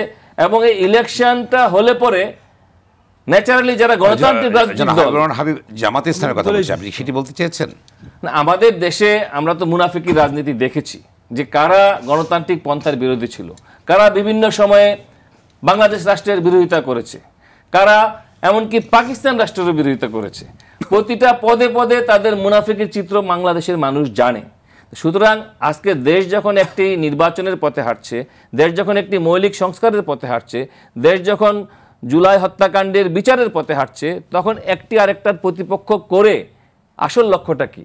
আসল লক্ষ্যটা হলো নির্বাচনটা যাতে বিলম্বিত হয়। আজকে আমাদের এই জায়গাটা যদি আমরা ফোকাস না করতে পারি, একটা ডেমোক্রেটিক নির্বাচিত রাজনৈতিক এখতিয়ার সম্পন্ন সরকার, যেই সরকারের পক্ষে বিচার সংস্কার সব কিছুই করা সম্ভব। সুতরাং যারা সংস্কার চায়, যারা বিচার চায় এবং যারা বাংলাদেশের স্থিতিশীলতা চায়, আজকে সামনে বাজেট আসতেছে, অর্থনীতিতে ভয়াবহ অবস্থা, ব্যবসায়ী সমাজ, বিকেএমএ, বিজিএমএ সহ সমস্ত ব্যবসায়ী অ্যাসোসিয়েশনগুলো আশঙ্কা প্রকাশ করছে। আজকে অর্থনীতি নিয়ে কোনো আলাপ নাই। আজকে একের পর একটা হাঙ্গামা তৈরি করা হচ্ছে পরিকল্পিতভাবে, এবং হাঙ্গামাগুলোর জন্য যারা আন্দোলন করে তারা দায়ী নয়। জগন্নাথের যে ছাত্ররা গরম পানির শিকার হলো, জলকামানের শিকার হলো, তারা কি জুলাই আন্দোলনে ছিল না? কেন তাদেরকে গরম পানি মারা হলো, আর কেন আরেকটি অংশকে ঠান্ডা পানি দিয়ে আপ্যায়িত করা হলো? ফলে এর থেকে বোঝা যায় যে দেশটাকে কারা কিভাবে উস্কানি দিয়ে অস্থিতিশীল করে তুলছে, এবং সেটার সহযোগীরাও আজকে কিন্তু জুলাই আন্দোলনের কর্মীদের কাছে চিহ্নিত। ধন্যবাদ। আবার আসবো মোহাম্মদ রাশেদ খান, আপনি বলুন যেটি হাসান তারিক বললেন যে এই আন্দোলনে ছিল বৈষম্যহীন একটি সমাজ গড়বার আন্দোলন, কিন্তু উনি বলছেন যে বৈষম্য পরিমাণ অনেক বেড়েছে। আপনি কতটুকু একমত, বা আপনি কি বলবেন এ প্রসঙ্গে? ধন্যবাদ। আমি অবশ্যই তার সাথে একমত। মানে অনেক বেড়েছে সেটি বলবো না, তবে বৈষম্য আসলে যেভাবে দূর করা দরকার ছিল সেটি আসলে দূর করা সম্ভবপর হয়নি, এবং এর জন্য দায়ী পুরোপুরি সরকারের উপদেষ্টারা এবং যারা সরকার গঠন করেছে সেই সকল গণ অভ্যুত্থানের নায়করা। দেখেন, এই সরকারের অবশ্যই অগ্রাধিকার দিতে হবে যে কোনটা আমি করতে পারবো আর কোনটা করতে পারবো না। যেমন গণহত্যার বিচারের দৃশ্যমান অগ্রগতি মানুষ দেখতে চাই, কিন্তু প্রায় 9 মাস পর্যন্ত সরকার শুধুমাত্র একটি ট্রাইব্যুনালের মাধ্যমে বিচার সম্পাদিত করল। আমরা শুরু থেকে বলে আসছি যে 10টি, যদি আপনি একটির মাধ্যমে 10 বছরে বিচার করেন তাহলে 10টির মাধ্যমে 1 বছরে সেটি সম্ভবপর হবে। আপনি 10টা ট্রাইব্যুনালে 10টা মামলা একসাথে মুভ করান। সরকার পরবর্তীতে আরেকটি গঠন করেছে, কিন্তু আইন উপদেষ্টা যেটি বলেছিলেন যে ডিসেম্বরের মধ্যে তারা বিচারটা সম্পন্ন করবে, আমার কাছে মনে হয় সেটি সম্ভবপর নয়। অর্থাৎ গণহত্যার বিচারে সরকারের দৃশ্যমান যে ত্বরান্বিত হওয়া দরকার ছিল সেটা আমরা লক্ষ্য করছি না। এরপরে ঐক্যমতের ভিত্তিতে রাষ্ট্র সংস্কার, প্রত্যেকটা দল কিন্তু শুরুতেই তাদের প্রস্তাবনা দিয়েছে। সুতরাং এই ঐক্যমত কমিশন তারা আগে দেখতো যে কোথায় কমন আছে, সেই কমনগুলো জাতির সামনে উত্থাপন করা। আমরা দিয়েছি না, যারা যুগপৎ আন্দোলন করেছি তাদের সম্মিলিত 31 দফা ছিল, প্রত্যেকটা দলের আলাদা দফা ছিল এবং দলগুলো আলাদাভাবে জমা দিয়েছে। সরকার সেই কাজটা করে নাই, কারণ সরকার পরিকল্পিতভাবে যদি গণহত্যার বিচার এবং রাষ্ট্র সংস্কারের দৃশ্যমান অগ্রগতি হয়ে যায় তাহলে তো দ্রুত নির্বাচন দিতে হয়, যেটি ভাই বললেন। অর্থাৎ সরকার ঢিলেমি করছে, আস্তে ধীরে কাজ করছে। এই কারণে এখন নির্বাচনটা 10 মাস এখন চলছে। সরকার কেন আস্তে ধীরে কাজ করবে, এর ব্যাখ্যাটা কি আছে আপনার কাছে? সরকার আস্তে ধীরে কাজ করার অনেক কারণ তো আছে। কারণ সরকারের একটি দল আছে, দল ছিল না কিন্তু এই মুহূর্তে আছে। সেই দল এখনো পর্যন্ত গুছিয়ে উঠতে পারেনি। নাম কি সেই দলটি? এনসিপি, সবাই জানে। এবং 3 জন উপদেষ্টার নেতৃত্বে এই দল গঠিত হয়েছে। একজন নাহিদ ইসলাম, তিনি পদত্যাগ করেছেন। আরও 2 জন ওই দলের আরও 2 জন মাস্টার মাইন্ড এখনো পর্যন্ত সরকারে রয়েছেন, এবং সেটি ওপেন সিক্রেট। আমরাও জানি, আমাদের সাথে তারা দল গঠন নিয়ে আলোচনা করেছে। এমনকি নাহিদ ইসলাম যখন উপদেষ্টা তখন আলোচনা করেছেন আমাদের সাথে। আমরা যদি তাদের সিনিয়র, একসাথে 2018 সাল থেকে পথ চলা ছিল।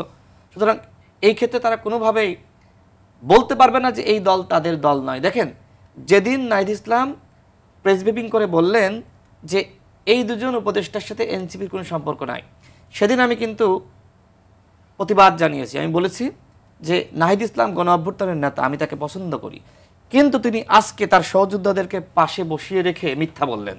আমি প্রতিবাদ করেছি, কারণ ওই সহযোদ্ধারাও জানে যে এই দল নাহিদ ইসলাম উপদেষ্টা থাকাকালীন সময়ে কিন্তু এই দল গঠিত হয়েছে, এবং বাকি 2 জন উপদেষ্টার সাথে এখনো পর্যন্ত সম্পর্ক রয়েছে।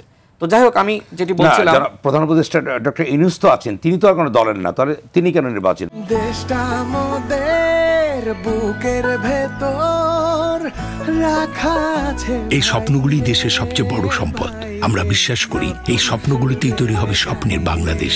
স্বপ্নধরা, ধরনীর বুকে স্বপ্নের ঠিকানা। তিনি কোনো দলের না, এটা সত্য, কিন্তু নতুন একটি দলের প্রতি তার আশীর্বাদ রয়েছে, শুভকামনা রয়েছে। তিনি নিজেই বলেছেন, এটি তো ওপেন সিক্রেট। তো বাংলাদেশের কোনো মিডিয়ার কাছে বলেন নাই, আন্তর্জাতিক মিডিয়ার কাছে, মানে পুরো পৃথিবী জানে যে এনসিপির প্রতি ডক্টর মোহাম্মদ ইউনূসের আশীর্বাদ রয়েছে। এটাও তো ওপেন সিক্রেট। এখন এই কথাগুলো বললে তো আমাদের সকলের প্রিয় আমাদের ডক্টর মোহাম্মদ ইউনূস স্যার, তিনি অভিমান করেন। তিনি পদত্যাগের একটা মানে ব্ল্যাকমেইল সামনে আসে, ইমোশনাল ব্ল্যাকমেইল সামনে আসে। তিনি পদত্যাগ করলে তো এই জাতির ভাগ্যে আকাশে অন্ধকারের মেঘ নেমে আসবে, আমাদের সংকট শুরু হবে। এই কারণে আমরা এই কথাগুলো বলি না, কিন্তু বিষয়টা তো আসলে এরকম। ডক্টর মোহাম্মদ ইউনূস স্যার চেয়েছেন নতুন একটি দল ছাত্রদের নেতৃত্বে গঠিত হোক, এবং সেই দলটি হলো এনসিপি। সুতরাং সেই দলের প্রতি তার আশীর্বাদ রয়েছে, এইটা তিনি নিজেই ব্যক্ত করেছেন। তো আমি আরও যেটি বলছিলাম, দেখেন এই যে উপদেষ্টা পরিষদ গঠিত হয়েছে, তারা তো ফাংশনাল না, তারা তো কাজ করতেছে না। এই কারণে আমরা বারবার বলছি ডক্টর মোহাম্মদ ইউনূসের যোগ্যতা, মেধা নিয়ে আমরা প্রশ্ন তুলছি না। হ্যাঁ, তার রাজনৈতিক অভিজ্ঞতা, এটা নিয়ে প্রশ্ন আছে, এটি নিয়ে প্রশ্ন তোলা যায়, কিন্তু তার আন্তর্জাতিক গ্রহণযোগ্যতা, সম্মান, শ্রদ্ধা, ভক্তি, লেখাপড়া, জানাশোনা, এগুলো নিয়ে আমাদের কোনো আপত্তি নাই। তাকে আমরা ওই চেয়ারে বসাতে চাই।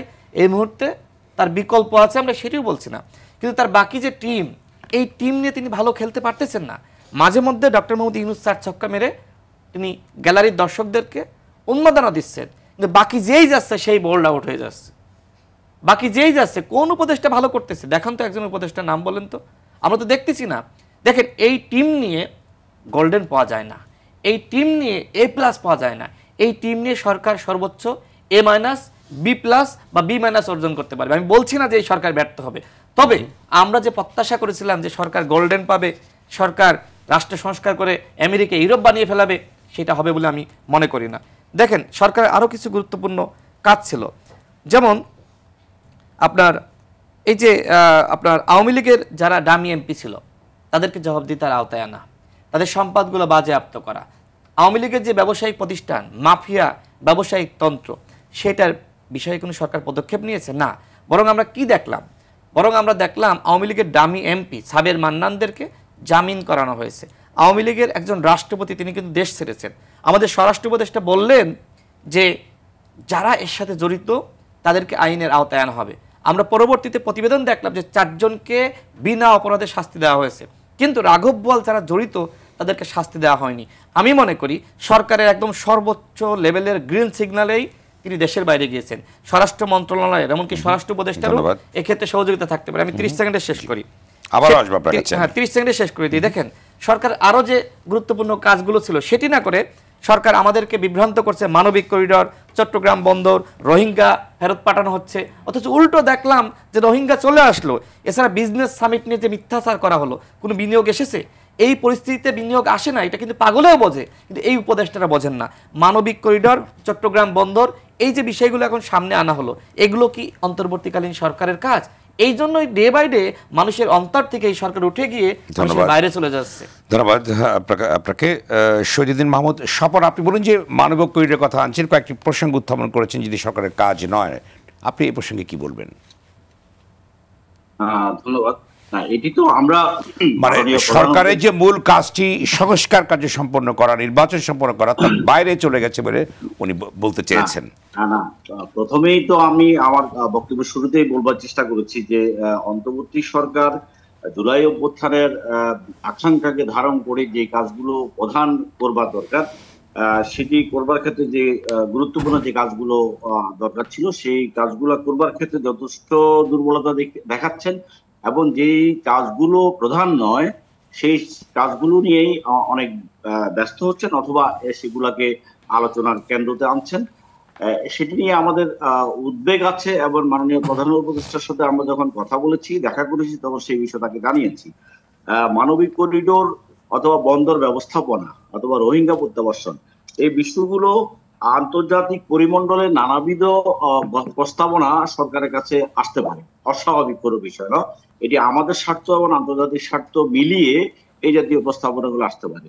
প্রশ্ন হচ্ছে সরকার এই বিষয়গুলোকে কিভাবে অ্যাড্রেস করবে এবং এটিকে প্রধান করবে কিনা, অথবা এটি যে ঐক্যমতের ভিত্তিতে এই বিষয়ে সিদ্ধান্ত গ্রহণ করার বিষয় থাকে, সেই বিষয়ে অংশীজনদের সাথে আলোচনা করে একটা মতকে পৌঁছাবে কিনা, সেই জায়গায় আমরা দেখছি এই বিষয়গুলো নিয়ে যেসব কথা হলো ইতিমধ্যে সরকারের পক্ষ থেকে, তার উপদেষ্টা নানা ধরনের কথা, পররাষ্ট্র উপদেষ্টা এবং রোহিঙ্গা বিষয়ক উপদেষ্টা বিভিন্ন রকম কথা বললেন, বন্দর বিষয়ে বিভিন্ন রকম কথা বললেন, সেই কথাগুলোর মধ্যে কোনো মিল খুঁজে পেলাম না আমরা।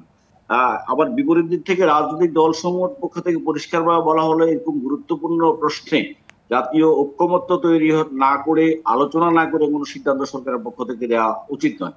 আমি মনে করি আমাদের সরকারের যে প্রধান কাজগুলো, যেগুলো প্রথমে আপনাকে বলছিলাম, যে রাষ্ট্রের যে সংস্কারের, সাংবিধানিক যে সংস্কারের জায়গাটা, যেটি করার মধ্য দিয়ে আগামী দিনের কোনো দুঃশাসন তৈরি করবার ক্ষমতাবান কোনো সরকার যেন তৈরি না, সেই কাজটা করবার ক্ষেত্রে প্রথম প্রায়োরিটি বা টপ প্রায়োরিটি দেওয়ার কথা। যেই কারণে 15 বছর পর্যন্ত ফ্যাসিস্ট শেখ হাসিনার বিরুদ্ধে আমাদের লড়াই করতে হয়েছে। আগামীর বাংলাদেশ সেই ফ্যাসিস্ট যেন তৈরি না জায়গা থেকে যথাযথ এমফাসিস দিচ্ছে জনাব স্বপন। আপনি মনে করছেন যে সংস্কারের সকলেরই একটি প্রত্যাশা ছিল সংস্কার, সেখানে যথাযথ গুরুত্ব দেওয়া হয়েছে না? যথাযথ সরকার উদ্যোগ নিয়েছে, কাজ করছে, কিন্তু অন্য অন্য বিষয়গুলো নিয়ে এসে যে রাজনৈতিক পরিমণ্ডলে যে পরিস্থিতি তৈরি হচ্ছে, তাতে করে সাধারণ মানুষ থেকে শুরু করে জনগণ অথবা যারা প্রত্যাশা করেছিল এই সংস্কারের মধ্য দিয়ে একটি নতুন বাংলাদেশ গণতান্ত্রিক প্রক্রিয়ার গণতান্ত্রিক রূপান্তরের একটি বাংলাদেশে আমরা যাব, সেই জায়গায় কিন্তু মানুষের মধ্যে হতাশা আছে, রাজনৈতিক মহল হতাশা আছে। সেই জন্য বলছি সরকারকে যত দ্রুত সম্ভব এই জাতীয় বিষয়গুলোকে আলোচনার কেন্দ্রতে না এনে এগুলো ভবিষ্যতের জন্য রেখে দিয়ে বরং যেই কাজটি প্রধান, যেই কাজটির জন্য 1400 আমাদের সহযোদ্ধারা আত্মহত্যা দিয়েছে, 30,000 আমাদের সহযোদ্ধারা এখনো মৃত্যু যন্ত্রণায় কাঁদছে, সেই মানুষগুলো এবং সারা বাংলাদেশের মানুষের যে নতুন আকাঙ্ক্ষা, নতুন বাংলাদেশ দেখবার যে আকাঙ্ক্ষা, ধন্যবাদ স্বপন। আবার একটি কথা কি বলতে পারবো, একটি কথা বলতে পারবো, যে কথাটি বলছিলাম যে আমলাতন্ত্রের প্রসঙ্গে যে আলোচনা আসছে, এই আমলাতন্ত্রের উৎপত্তি এবং বিকাশের ইতিহাস আমরা সকলে জানি। আমাদের এক আলোচক চমৎকারভাবে বলেছেন যে আমলাতন্ত্র কখনোই জনগণের সেবক হিসাবে আমাদের সমাজে, আমাদের দেশে কখনো উপনীত হয়নি। এটি আমলারা দেশের মালিক বনে রয়েছেন এবং জনগণ হচ্ছে তার অধীনস্থ, এই দাসে পরিণত হয়েছে। এই জায়গার পরিবর্তন করবার জন্য যে দীর্ঘ একটি সংস্কার দরকার, এবং এই সংস্কার শুধু আমলাতন্ত্রের ভিতরে করলে হবে না, মূলত রাজনৈতিক কর্তৃত্ব কি আচরণ করছে, রাজনৈতিক কর্তৃত্ব কিভাবে তার ক্ষমতার ব্যবহার করছে, রাজনৈতিক অথরিটি কি দৃষ্টিভঙ্গি থেকে সংবিধানকে ব্যবহার করছে, বিচার বিভাগকে ব্যবহার করছে, তার প্রশাসনকে ব্যবহার করছে, এর উপর নির্ভর করে আমলারা কি বিহেভ করবে, কর্মচারীরা কি বিহেভ করবে। আপনি যখন দলবাদী কর্তৃত্ববাদী শাসনে পরিণত হবেন তখন আমলারা আপনার কর্তৃত্ববাদী শাসনের অধীনেই থাকবে। আর আপনি যখন একটি গণতান্ত্রিক শাসকের রূপান্তরিত হবেন তখন আমলারা ঠিক সেই আচরণটি করবে। এখন প্রশ্ন হচ্ছে আমলারা কি রাষ্ট্রের সেবক হবে না সরকারের সেবক হবে?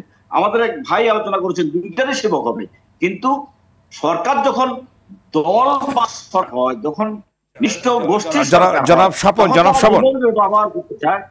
জনাব স্বপন, আপনি বললেন যে আমলাতন্ত্র জনগণের সেবক হবে, একটি সংস্কার চান, কিন্তু যে আধুনিক আমলাতন্ত্র বানিয়েছে ম্যাক্স ওয়েবার, তাদের বাইরে কি আপনারা একটি নতুন আমলাতন্ত্র বাংলাদেশে বানাতে চেয়েছেন? আমরা তো কোনো কাজই করিনি। এই আমলাতন্ত্র স্বাধীন দেশের উপযোগী কি আমলাতন্ত্র হবে? আমরা 30 লক্ষ শহীদের রক্তের বিনিময়ে যে বাংলাদেশে তৈরি করেছি সেটি ব্রিটিশ পাকিস্তানিদের যে শাসন ক্ষমতা কাঠামো, আমলাতন্ত্র সবকিছু বহাল রেখে আমরা এখানে আমাদের দেশটা চালাচ্ছি। আমাদের ভাই বলেছেন সবকিছু আগের মতো, সবকিছু আগের পদ্ধতিতে। 1861 সালে পুলিশ আইন দিয়া যে পুলিশ তৈরি হলো আপনার খাজনা ট্যাক্স আদায় করার জন্য, জনগণকে পেটানোর জন্য, জনগণকে বেঁধে আনার জন্য, সেই পুলিশ দিয়ে আপনি জনগণের বন্ধু পুলিশ বানাতে পারবেন? ধন্যবাদ স্বপন, আবারও আসবো আপনার কাছে, আমি আবারও আসবে পর্যায়ে যাচ্ছে। হাবিব, আপনি কি বলবেন এই প্রসঙ্গে? যে আমলাতন্ত্রের কথা বলেছে, সংস্কারের কথা বলেছে, উনি বলেছেন, এবং বিশেষ করে যে কথাটি উল্লেখ করেছেন যে এই সরকারের প্রধান লক্ষ্য ছিল সংস্কার কার্য সম্পন্ন করা, যেটা জনদাবি ছিল, সেখানে না করে রাশেদ খান বলার চেষ্টা করেন যে পোর্ট এবং যেটি মানবিক করুন এই বিষয়গুলো আগে প্রাধান্য পাচ্ছে, যেটা ইঙ্গিত দিলেন তিনি। আপনি কি বলবেন এই প্রসঙ্গে? আমি রাশেদ খানের সাথে একমত। সরকার যে কাজ সে কাজ না করে উল্টা কাজ করতে যাচ্ছে। আর আমার ভাই যেটা বললেন আমার কথাকে, মানে আপনি বলতে চেয়েছেন সরকার তার ক্যানভাসটা বড় করেছে? হ্যাঁ, মানে সাপে ঝাঁকি আছে 5টা, সবগুলি খুলে দিয়েছে, এখন আর ঢোকাতে পারবে না, বিশৃঙ্খল অবস্থা সৃষ্টি করে ফেলছে নিজেরাই। এবং এই জন্য আমি উত্তরটাকে দিয়ে আসছি। আমার ভাই বললেন যে আমার হাবিব প্রশ্ন দ্বিমত পোষণ করলেন উনি। আমি বলেছি আমি নিজে নির্বাচন করেছি, তো অনেক কেন্দ্রে 100% ভোট কাস্ট হয়েছে, সেইগুলির ব্যাপারে বলেছে, আমি পার্সেন্টেজ হিসাব করতে যাইনি, বুঝছে তো? 100% ভোট কাস্ট হয়েছে না, আমার ভাই অস্বীকার করে ফেললেন। বেশি হয়েছে, বেশি নাই, 100% হয়েছে অনেক কেন্দ্রে, না 100 বেশি হয়। আমার বিএনপি 0 ভোট পেয়েছে, আমি নিজেই তো ভোট করেছি, 0 ভোট, 1 ভোট, 2 ভোট, 2 সেন্টারে 9 ভোট, 9 ভোট, আবার 1 সেন্টারে ভোট পেয়েছে 3130 ভোট, দেখেন ভোট হয়েছে 1 সেন্টারে। এই যে অনিয়মগুলো হয়েছে, দেখেন আমাদের নিজেদের ভিতরে কন্ট্রাডিক্ট করি আমরা। যদি ওই সরকারকে যদি আমরা সংস্কার করে বলি, যে কাজটা করার দরকার সেটা না করে সরকার অন্যদিকে যাচ্ছে। এবং আজকের এই সংকট, আমি একদম সোজাসুজি বলি, আজকে যে সংকটটা সৃষ্টি হয়েছে, এই সংকট সৃষ্টির জন্য 100তে 100% দায়ী হলো আমাদের প্রধান উপদেষ্টা। প্রথম কথা, উনি প্রথমেই আমাদের বুকের উপর পদাঘাত করেছেন। উনি জাতিসংঘে গিয়ে উনি বিল ক্লিন্টনের সাথে একটা অনুষ্ঠানে উনি বলে এই যে আমাদের মাস্টার মাইন্ড, আমাদের উনি নিজে আমাদেরকে ছোট করেছেন। উনি আন্তর্জাতিকভাবে খ্যাতিসম্পন্ন একজন ব্যক্তি, উনি বললেন ছাত্ররা আমাকে অ্যাপয়েন্ট করেছে, এসে লজ্জার আর কিছু থাকে গেল। এরপরে আজকে যে সংকটটা সৃষ্টি হলো, নিজে প্যারিসে গিয়ে ছাত্ররা তো দল করতে চায়নি, এই ছেলেগুলো নষ্ট করে দিয়ে গেল। এটা তো একটা সময় আন্দোলনে ছিল, এদের ভবিষ্যতে নষ্ট করে দিয়ে গেল। উনি নিজে বলছেন তোমরা দল করো, রাজনৈতিক দল করো। ছাত্রদের তো রাজনৈতিক দল হয়, সেদিন মধ্যে ব্যাকরণ ভুল করছেন। ছাত্ররা ছাত্র সংগঠন রাজনীতি হয় না। এই যে ছেলেদেরকে ঠেলে দিল একটা তোপের মুখে, কেন? এই রাজনৈতিক দল যদি এনসিপি না করতো তাহলে আজকে এই সংকট এত সৃষ্টি হতো না। এই সংকটটা সৃষ্টি হতে দেখেন এক এক সময় এক এক কথা এক একদিন নিয়ে যাচ্ছে। আপনি যত যাই বলেন না কেন, আপনি এই যে আমার ভাই উনি চলে গেছেন, উনি নির্বাচনের বিপক্ষে বলে গেলেন যে আগে স্থানীয় সরকার নির্বাচন, স্থানীয় সরকার নির্বাচন করাকে এই তত্ত্বাবধায়ক ইন্টারিম গভর্নমেন্টের দায়িত্ব। এখানে একটা জিনিস আমরা ভুল করি, মিলাই ফেলি, গুলাই ফেলি, খুব সাধারণ জিনিসগুলো। এই যে আমাদের সিটি কর্পোরেশন নির্বাচন মানে ইয়েকে ঘোষণাকে কেন্দ্র করে চিটাগাং আপনি ঘোষণা করে দিলেন, ঢাকাতে এসে ইচ্ছাকে করে দিলেন, আজকেও দেয়নি তো। কোর্ট বলছে, নির্বাচন কমিশন গেজেটভুক্ত করেছে, সরকার স্থানীয় সরকার মন্ত্রণালয় 10 টাকা হচ্ছে তাকে দেয় না। ওই সরকার বিগত সরকার যে ভূত ছিল, এই ভূত এদের মধ্যেও ওই সরকার অন্যায়ভাবে সাথে প্রশ্ন করি আপনাকে, প্রশ্ন করি সেটা হচ্ছে যে আপনারা তো অর্থাৎ বলেছে নির্বাচন প্রশ্নে বলেছিলেন যে আপনারা মার্চের ভিতরে নির্বাচন রোডম্যাপ চান, পরবর্তী মার্চ গেল, এপ্রিল গেল, এখন মে, এবং সামনে তো অর্থাৎ ডিসেম্বর, এখন বলছেন ডিসেম্বরের কথা। সরকারও শিফট করেছে, আপনারা আপনার নির্বাচনের রোডম্যাপ শিফট করছেন, এই বিষয়টি যদি ব্যাখ্যা করেন। এখন তো বলেছেন ডিসেম্বরের ভিতর দিতে হবে, ডিসেম্বরের ভিতর দিতে আমরা বলছি, মার্চের কিন্তু আগে বলেছেন, প্রথম দিকে বলেছেন মার্চের ভিতরে। সেটা তো আপনার শুনুন, এই জায়গায় এই ব্যাখ্যাটি তুমি দিয়ে যাচ্ছি। জি, যে আমাদের কত জিনিস, যেমন এই ব্যাখ্যাটা দেয় নির্বাচন অবৈধ, তার আবার মেয়র হওয়ার জন্য এত আকুতি কেন? নির্বাচনটা তো অবৈধ না, নির্বাচন বৈধ, ইনক্লুসিভ নির্বাচন, পার্টিসিপেট নির্বাচন, ভোট করতে দেয়নি, রেজাল্ট ঘোষণা করেছে, ওইটা অবৈধ। যেটা নির্বাচন কমিশন বলেছে, গেজেটভুক্ত করেছে এবং কোর্ট বলছে, এরা স্থানীয় সরকার মন্ত্রণালয় তার বিরুদ্ধে আগে রিট করালেন, আবার তারপরে রিটমেন্ট পরে খারিজ হয়ে গেলে এখন তো ঝুলাই রাখছে, সংকট সৃষ্টি নিজে করতেছে। এবার দেখেন, যদি এই সরকার প্রধান নিজে আরেকটি সংকট সৃষ্টি করে, এই যে তিনটাতে কথা বললাম, এই রাজনৈতিক দল করে এই যে সংকট মুখে উনি পদত্যাগ করবেন, তেসরা কার মুখ দিয়ে শুনতে হলো বলেন আপনি? এখন একটা দল নিবন্ধিত না, এখন পর্যন্ত রেজিস্ট্রেশন হয়নি, সেই দলকে ফার্স্ট প্রায়োরিটি দিচ্ছেন। আপনি প্রথম বসলেন, বিএনপি 4 দিন ধরে অপেক্ষা করছে, তাকে সময় দেয়নি, তারপর তো এই সমস্ত নাটক ফাটক হয়ে এই যে সময়টা দিলেন। বিএনপি গেল। আমি একটি ছোট প্রশ্ন করে আরেকটা করে আপনাকে অনেক প্রশ্ন করতে ইচ্ছা করছে আমার, সেটা হচ্ছে যে অর্থাৎ ডক্টর মোশাররফ খন্দকার বলেছেন যে ডিসেম্বরে নির্বাচন না হলে সরকারকে সহযোগিতা করা বিএনপির জন্য কঠিন হয়ে পড়বে। তাহলে আপনারা কি করবেন যদি ডিসেম্বরে নির্বাচন না হয়? তাহলে কি করবেন আপনারা? না, নির্বাচনটা না হবে না কেন? ডিসেম্বরে না করাতে মার্চে আপনি জুনে কীভাবে করবেন? আর এই কয় মাসের দরকারটা কি আপনার? নির্বাচন কমিশন রেডি, তারা নির্বাচন দিতে রাজি, ভোটার লিস্ট তালিকা সব তৈরি আছে, তারা বলেছে নির্বাচন আচরণবিধি পর্যন্ত ফাইনাল করছে। এখন এনসিপি নির্বাচন কমিশনের সংস্কার চাচ্ছে এবং তারা সেখানে আচ্ছা এই নির্বাচন কমিশনকে একটা নির্বাচন করেছে, তারিখ দিয়েছে এবং তারা পুনর্গঠন চেয়েছে।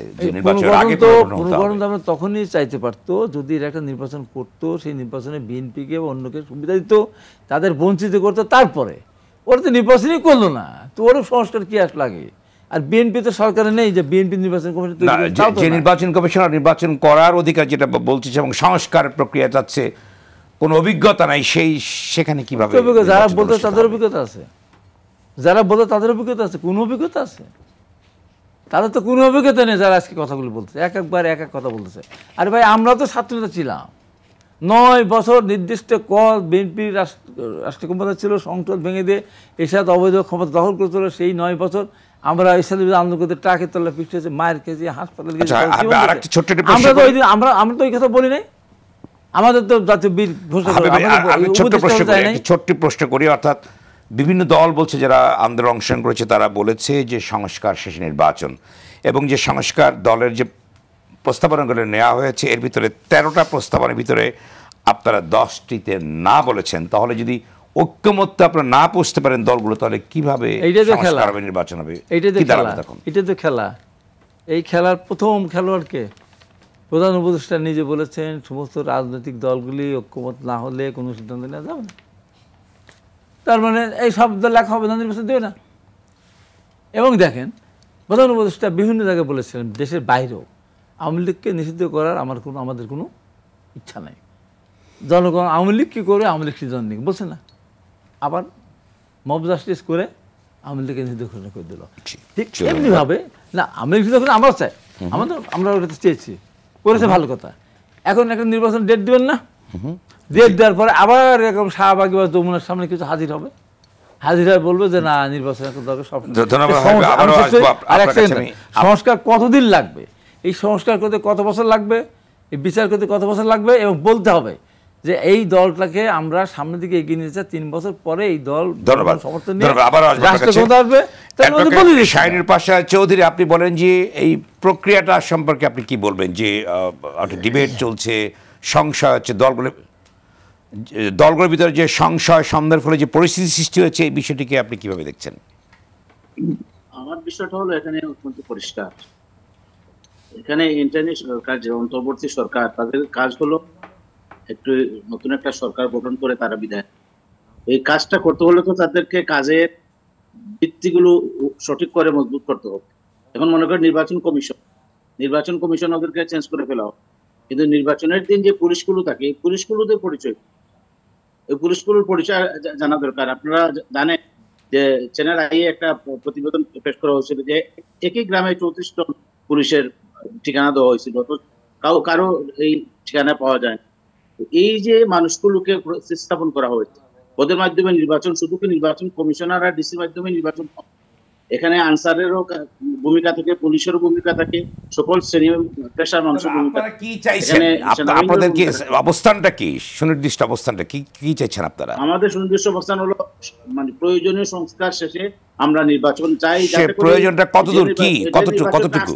এই নির্বাচনের জন্য আমাদের জন্য আফসোস করতে না। জি, কি বললেন? আপনার অর্থাৎ প্রয়োজনীয় সংস্কার করতে বলেছেন, যে প্রয়োজনটা কতটুকু, কোন জায়গায় গেলে আপনার নির্বাচনটা করবেন, কতটুকু হলে? এখানে তো আমাদের দলের আমি জনাব মৌলানা শাইখুল হাদিস মামুনুল হক সাহেব স্পেসিফাই করে বলে এসেছে যে আমাদের প্রয়োজনীয় সংস্কার যেগুলো নির্বাচনের প্রতিটা সেক্টরেই সংস্কারের প্রয়োজন, নির্বাচন সংক্রান্ত প্রতিটা সেক্টরেই সংস্কার করতে হবে।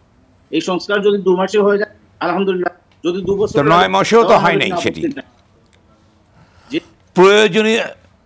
প্রয়োজনীয় শব্দটা যদি ব্যাখ্যা করেন যে এটি কে সংজ্ঞায়িত করবে, কে যে এইটি প্রয়োজনীয়, মানে কতটুকু সংস্কার হলেই সেটি প্রয়োজনীয় সংস্কার বলে সমাপ্ত হবে, আপনি যদি বলেন।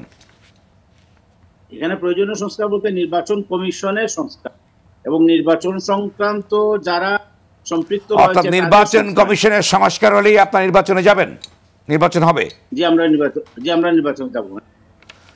তাহলে প্রধানমন্ত্রী 2 বার বেশি করে থাকতে পারবে না, নানা রকম যে প্রস্তাবনাগুলো আসছে, কমিশন দিয়েছে, সে প্রসঙ্গে আপনারা কি বলবেন? সেগুলো এখন প্রয়োজন নাই?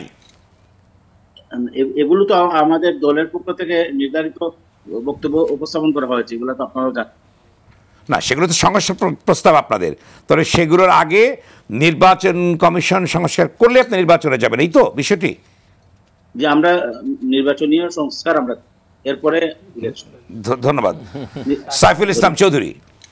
জি, আমি তো রাজনীতির লোক না, সরকারি চাকরি করেছি, রিটায়ার্ড করেছি, তারপরে ওইভাবেই যা একটু বুঝি সেটা হচ্ছে, যেহেতু ভোট দেই। একটা জিনিস দেখেন, 1996 সালের 15ই ফেব্রুয়ারি একটা নির্বাচন হলো। সেই নির্বাচনকে আমরা দেশের সমস্ত নাগরিক, মানে সমস্ত না, অধিকাংশ নাগরিক সেই নির্বাচনের বিপক্ষে গেলেন এবং একটা তুলকালাম কাণ্ড হয়ে গেল। এরপরে 12ই জুন আবার নির্বাচন। কি হল? আপনার পুরা সিনারিও বদলিয়ে গেল।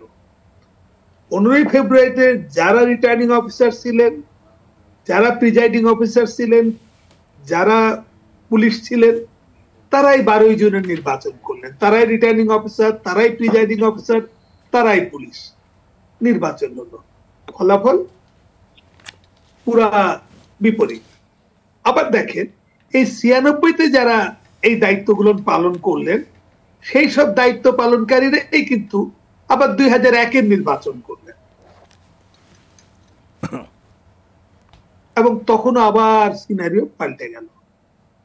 তার মানে কি, আমাদের এই যে আমরা একটু আগে যেটা বললাম যে আমাদের যে সম্পর্কের ব্যাপারটা, যেটা আমরা মনে করি যে ও বোধহয় আমাকে পছন্দ করে না, ব্যাপারটা হচ্ছে ওই জায়গাতেই আসলে হচ্ছে আমরা কাজ করাতে পারি। কাজগুলো কিন্তু করেছে এই অফিসাররাই, কিন্তু নির্বাচন করেছে এবং যারা জিতেছে তারা খুশি হয়েছে, যারা হেরেছে তারা বলেছে সূক্ষ্ম কারচুপি হয়েছে, স্থূল কারচুপি হয়েছে, রাতে হয়েছে, দিনে হয়েছে, ইত্যাদি। একটি প্রশ্ন সাবির চৌধুরী আপনার কাছে করি, একটি প্রশ্ন, সেটি হচ্ছে যে অর্থাৎ যেটি বলেন শাহিনুর পাশা চৌধুরী যে নির্বাচন কমিশন সংস্কার চায় তারা, এবং বিভিন্ন জায়গায় যে পুলিশ এদের নাম ঠিকানা নাই এবং তাদের পরিবর্তন করতে হবে। অনেকেই বলবার চেষ্টা করেন যে আমলাতন্ত্র যারা আছে তারা কেউ বলছে জামাতের, কেউ বলছে আওয়ামী লীগের, কেউ বলছে বিএনপির। তাহলে এর সমাধানটা কি হবে? অর্থাৎ যে বিভাজন করা হচ্ছে প্রশাসনকে, আপনি বলছেন যে সরকারের সঙ্গে আনুগত্য প্রকাশ করে প্রশাসন, এই যে বিভাজন দেখছি, এটা সমাধান কিভাবে হবে? আমি তো শোনেন, আমি 34 বছর চাকরি করেছি এবং এই চাকরি করার অবস্থায় আমরা সবসময় মনে করেছি যে আমরা যারা চাকরিজীবী তারা সরকারের যে আদেশ নির্দেশ ইত্যাদি আমরা অনুসরণ করি। এটা তো একদম আমরা প্রত্যেকেই, আমরা ধরেন আমরা 3টে রেজিমে চাকরি করেছি, জেনারেল এরশাদের আমলে চাকরি করেছি, খালেদা জিয়ার আমলে চাকরি করেছি, শেখ হাসিনার আমলে চাকরি করেছি, আবার একাধিক তত্ত্বাবধায়ক সরকারের সময় চাকরি করেছি। এই যে আমাদেরকে তখন চাকরি করার সময় তো চরিত্র তার পাল্টে যায়নি, মানুষই ছিল, একই কাজ করে গেছে এবং আমরা এই নির্বাচনগুলো করেছি। একটা নির্বাচনে কেউ বলেছে খুব ভালো হয়েছে, কেউ বলেছে চৌধুরী রাজনীতিবিদদের যে ধারণা আমলাতন্ত্র সম্পর্কে এক একজনের ভিন্ন ভিন্ন ধারণা, এইটির কি পরিণতি হতে পারে বা কি হতে পারে, খুব সংক্ষেপে বলবেন আপনি। এটার পরিণতি ভালো না, এটা আস্থায় রাখতে হবে। আস্থায় যদি না রাখি, আপনি অনাস্থার যে সম্পর্কটা, এই অনাস্থার সম্পর্ক ভাই, ওই যে পলাশ শাহ সুইসাইড করলো না শাশুড়ি আর বেটার বড়, এতে ওই একই ঘটনাই ঘটবে। ধন্যবাদ আপনাকে জনাব হাসান চৌধুরী। আপনি বলেন যে এর সমাধানটা কি আসলে সংক্ষেপে? আমি একদম শেষ পর্যায়ে দেখেন, আমাদের কাছে সমাধানটা খুবই পরিষ্কার। পলিটিক্যাল পার্টি যারা মেজর স্টেক হোল্ডার এই পলিটিক্সে, তাদের মধ্যে কিন্তু একটা ঐক্যমত্য আছে। যত কথাই বলো, সংক্ষেপে বলুন। ঐক্যমত্য হলো ইলেকশন, আর্লি ইলেকশনের ব্যাপারে একটা ঐক্যমত্য ইতিমধ্যেই হয়ে গিয়েছে এবং এই গভর্নমেন্টের যে ক্যারেক্টার আমরা দেখছি না, ঐক্যমত্য কই না, সবাই পর্যন্ত মেজর স্টেক হোল্ডার্স যারা পলিটিক্সে, তো আপনাকে শতভাগ একমত আপনি কাউকে করতে পারবেন না। মেজর স্টেক হোল্ডার্স যারা পলিটিক্সের, যারা মেজর প্লেয়ার, নির্বাচনের তারিখ নিয়ে তো সংশয় আছে। ডিসেম্বরের মধ্যে সকলেই নির্বাচন, অন্যরা বলছে যে সংস্কার শেষে নির্বাচন, যেমন খেলাফত মসজিদ বললো যে প্রয়োজনীয় সংস্কার। তাহলে কিভাবে ঐক্যমত? এইটা হলো বায়বীয় কথা। প্রয়োজনীয় সংস্কারের সংজ্ঞা নির্ধারিত হয় না এখনো। যেটা নির্ধারিত হয়ে গিয়েছে সেটি হলো তত্ত্বাবধায়ক সরকার। মোহাম্মদ রাশেদ খান, খুব সংক্ষেপে বলতে হবে। সংক্ষেপে বলবো, এই মুহূর্তে সরকার আসলে চাইলেও সকল দলের মধ্যে ঐক্যমত আনতে পারবে না, কারণ সরকার চাইলে এটি শুরুতে করতে পারত। অনেক সিদ্ধান্ত সরকার যদি নিজ থেকে শুরুতে নিত তাহলে সমস্যা ছিল না। কিন্তু সরকারও যে একটি গ্রুপ অফ পিপুলকে বেশি গুরুত্ব দিয়েছে, বাকিদেরকে দূরে সরিয়ে দিয়েছে। কি দাঁড়াবে? খুব সংক্ষেপে বলবেন। বাকিদেরকে দূরে সরিয়ে দিয়েছে, যে কারণে বাকিরা এখন মনক্ষুণ্ণ। নির্বাচন নিয়ে সংকট আছে। আমার কাছে মনে হয় না যে এত সহজে আসলে নির্বাচনটা দিবে। আমি একটু শেষ করতে চাচ্ছি।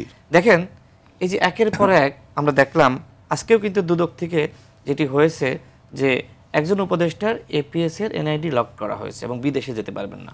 আমার প্রশ্ন হলো যে ওই এপিএস এর বিরুদ্ধে যদি তদন্ত হয়, তাহলে ওই উপদেষ্টার বিরুদ্ধে তদন্ত কেন হবে না? মানুষের সন্দেহ সংশয়টা কোথায়? উপদেষ্টাদের বিরুদ্ধে যখন এই ধরনের বিতর্ক, তখন ওই উপদেষ্টা যখন আপনাকে বলবে আমার এই কাজটা করেন, আপনি কি করবেন? করবেন না তো, তার কথা তো মানবেন না। এখন এই উপদেষ্টা পরিষদের কথা ম্যাক্সিমাম রাজনৈতিক দল শুনবে না, কারণ তারা যে ধরনের আচরণ দলগুলোর সাথে করেছে। এই যে সংলাপ, এই কথা বলে শেষ করব, সংলাপের জন্য আমাদেরকে ডাকলো, সবার সাথে আলোচনা করলো, সবার মতামত নিল, এরপরে কি সিদ্ধান্ত জানাবে না? সচিবালয়ে আগুন জ্বলছে, প্রধান উপদেষ্টা এখন দেশের বাইরে যাচ্ছে। এইভাবে তো দেশ চলতে পারে না। আমাদেরকে সিদ্ধান্ত জানাইতে হবে। সবার সাথে আলোচনা করলেন, সবাই মোটামুটি চাই ডিসেম্বরের মধ্যে ইলেকশন। ঠিক আছে, আপনি নভেম্বরে করবেন নাকি জানুয়ারিতে করবেন? একটা ডেট তো দিবেন, ডেট তো দিতেছেন না। এটাই তো সমস্যা, এটাই তো। ধন্যবাদ। শহীদুদ্দিন মাহমুদ স্বপন, সংক্ষেপে বলবেন জি, সমাধান কিভাবে হবে?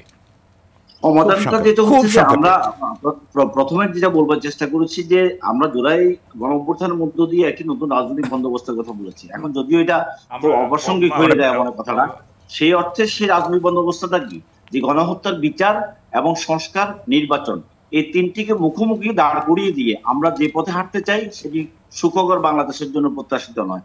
সেই জন্য বলতে চাই এই তিনটি আমাদের জন্য প্রধান কাজ। কোনো অবস্থায় নির্বাচনকে প্রলম্বিত না করা, কোনো অবস্থায় সংস্কারকে অবহেলা না করা, কোনো অবস্থায় যে গণহত্যা যে বিচার। জি ধন্যবাদ। রেটরিক্সের প্রয়োজনে বুঝে পেয়েছি। একসাথে করবার, একসাথে করা সম্ভব এবং এর মধ্য দিয়ে আমাদের সকলের ঐক্যমত্য, সকলে আমরা বলছি তিনটি কাজ হওয়া দরকার। শাহিনুর পাশা চৌধুরী বলেন যে আপনাদের উদ্দেশ্যটা কি, রাজনৈতিক উদ্দেশ্যটা কি আসলে হেফাজত খেলাফত মজলিসে কি চান আপনারা বা সমাধান? আমরা তো চাই বাংলার জমিনে ইসলামী খেলাফত প্রতিষ্ঠা করতে। ইসলামী খেলাফত তাহলে এই যে অর্থাৎ ওয়েস্টার্ন ডেমোক্রেসি আপনারা চাইছেন, নাই তো? না, ওয়েস্টার্ন ডেমোক্রেসি আমরা চাইছি না বলতে এটা বোঝাচ্ছি। আমরা যেহেতু 100% মুসলমানের বাংলাদেশ, এই বাংলাদেশকে নিয়ে আমরা এই বাংলাদেশের মানুষই আমাদের মূল সম্পদ। তাহলে আল্লাহর ভয় যেভাবে ঢুকি এইভাবে যদি আমরা কাজ করি, নির্বাচন কমিশন সংস্কার হয়ে যাবে, ইলেকশনও সুন্দর হয়ে যাবে। আর আপনারা যতটুকু তাড়াতাড়ি করে বলছেন, এই তাড়াতাড়ি করতে হলে সরকারকে দৃশ্যমান কিছু সংস্কারের কাজ দেখাতে হবে, যে কারণে যারা তাড়াতাড়ি ইলেকশন তাদেরও একটু সাপোর্টিং আসলো, তাদের মনে সান্ত্বনা আসলো। দেখেন এখন পর্যন্ত বাংলাদেশে দেশনায়ক তারেক রহমান সাহেব যেতে পারছেন, কি যাতনা তারা সহিত হয়েছে, কিন্তু ওনারা অবশ্যই ধন্যবাদ চাইবে, কিন্তু দৃশ্যমান একটা সংস্কারের মানুষের সান্ত্বনার জন্য। ধন্যবাদ। হাবিব সমাধান বলেন একদম। সমাধান হলো একটা সুষ্ঠু নির্বাচন, জনগণের নির্বাচন ভোট দিতে পারে। এই সরকার যারা আছে এই মিনিমাম কাজটুকু করতে পারে নাই, শহীদদের তালিকাটা ঠিকমতো করে তাদের কাছে যেতে পারে নাই, আহতদের চিকিৎসা করতে পারছে না বলে আহতের আত্মহত্যা করতেছে। এই সরকার এত একটা কি বলবো, মানে এত দুর্বল একটা সরকার। এখন যদি ফ্যাসিস্ট সরকার গুলি করে মেরেছে, এখন যদি 10 মাস পরে যদি মারা যায় একজন, আমি মনে করি এই মৃত্যুর দায় এই স্বাস্থ্য নয় সরকার উপর আসবে। আর এর সাথে যে কথা একমত, এই কয়দিন যেতে না যেতেই আপনার এয়ারপোর্টে নিষেধাজ্ঞা দেওয়া হচ্ছে, অমুক যেতে পারবেন। এটা কি, কোথায় যাচ্ছি আমরা, কোন জায়গায় যাচ্ছি? তারা এই জন্য তারা এই যে পিছিয়ে বায়বীয় কথা, সংস্কার কি জিনিসটা কি সেটা না বলে নির্বাচন কমিশন সংস্কার কি, কাকে সরে কাকে আনবে, বলেন অমুক খারাপ যদি রাষ্ট্র যদি নির্বাচন দিতে চায়, ইলেকশন কমিশনের যে প্রস্তুতি আছে তাতে ইলেকশনের হুইসেল দিলে তারা 2-2.5 মাসের মধ্যে নির্বাচন করতে পারবে। সেখানে আপনি বর্ধিত হয়ে ডিসেম্বর পর্যন্ত যেতে পারে। আর তারপরে যদি এই বর্ধিত যদি জুন, তারপরে জুন এবং হাবিব ভাইদের সে আগের মতো যে ঈদের পরে আন্দোলন সেরকম যদি হয়ে যায়, তাহলে কবে যাবে আল্লাহই জানে। ধন্যবাদ। শেষ করতে হচ্ছে, কোন বছরে জুনে যাবে তো ঠিক আছে। ধন্যবাদ আপনাদের সবাইকে আলোচনা অংশ নেবার জন্য। দর্শক, স্বপ্নধারা নিবেদিত গণতন্ত্রের সংলাপ আজ এ পর্যন্তই। সঙ্গে থাকবার জন্য ধন্যবাদ সবাইকে।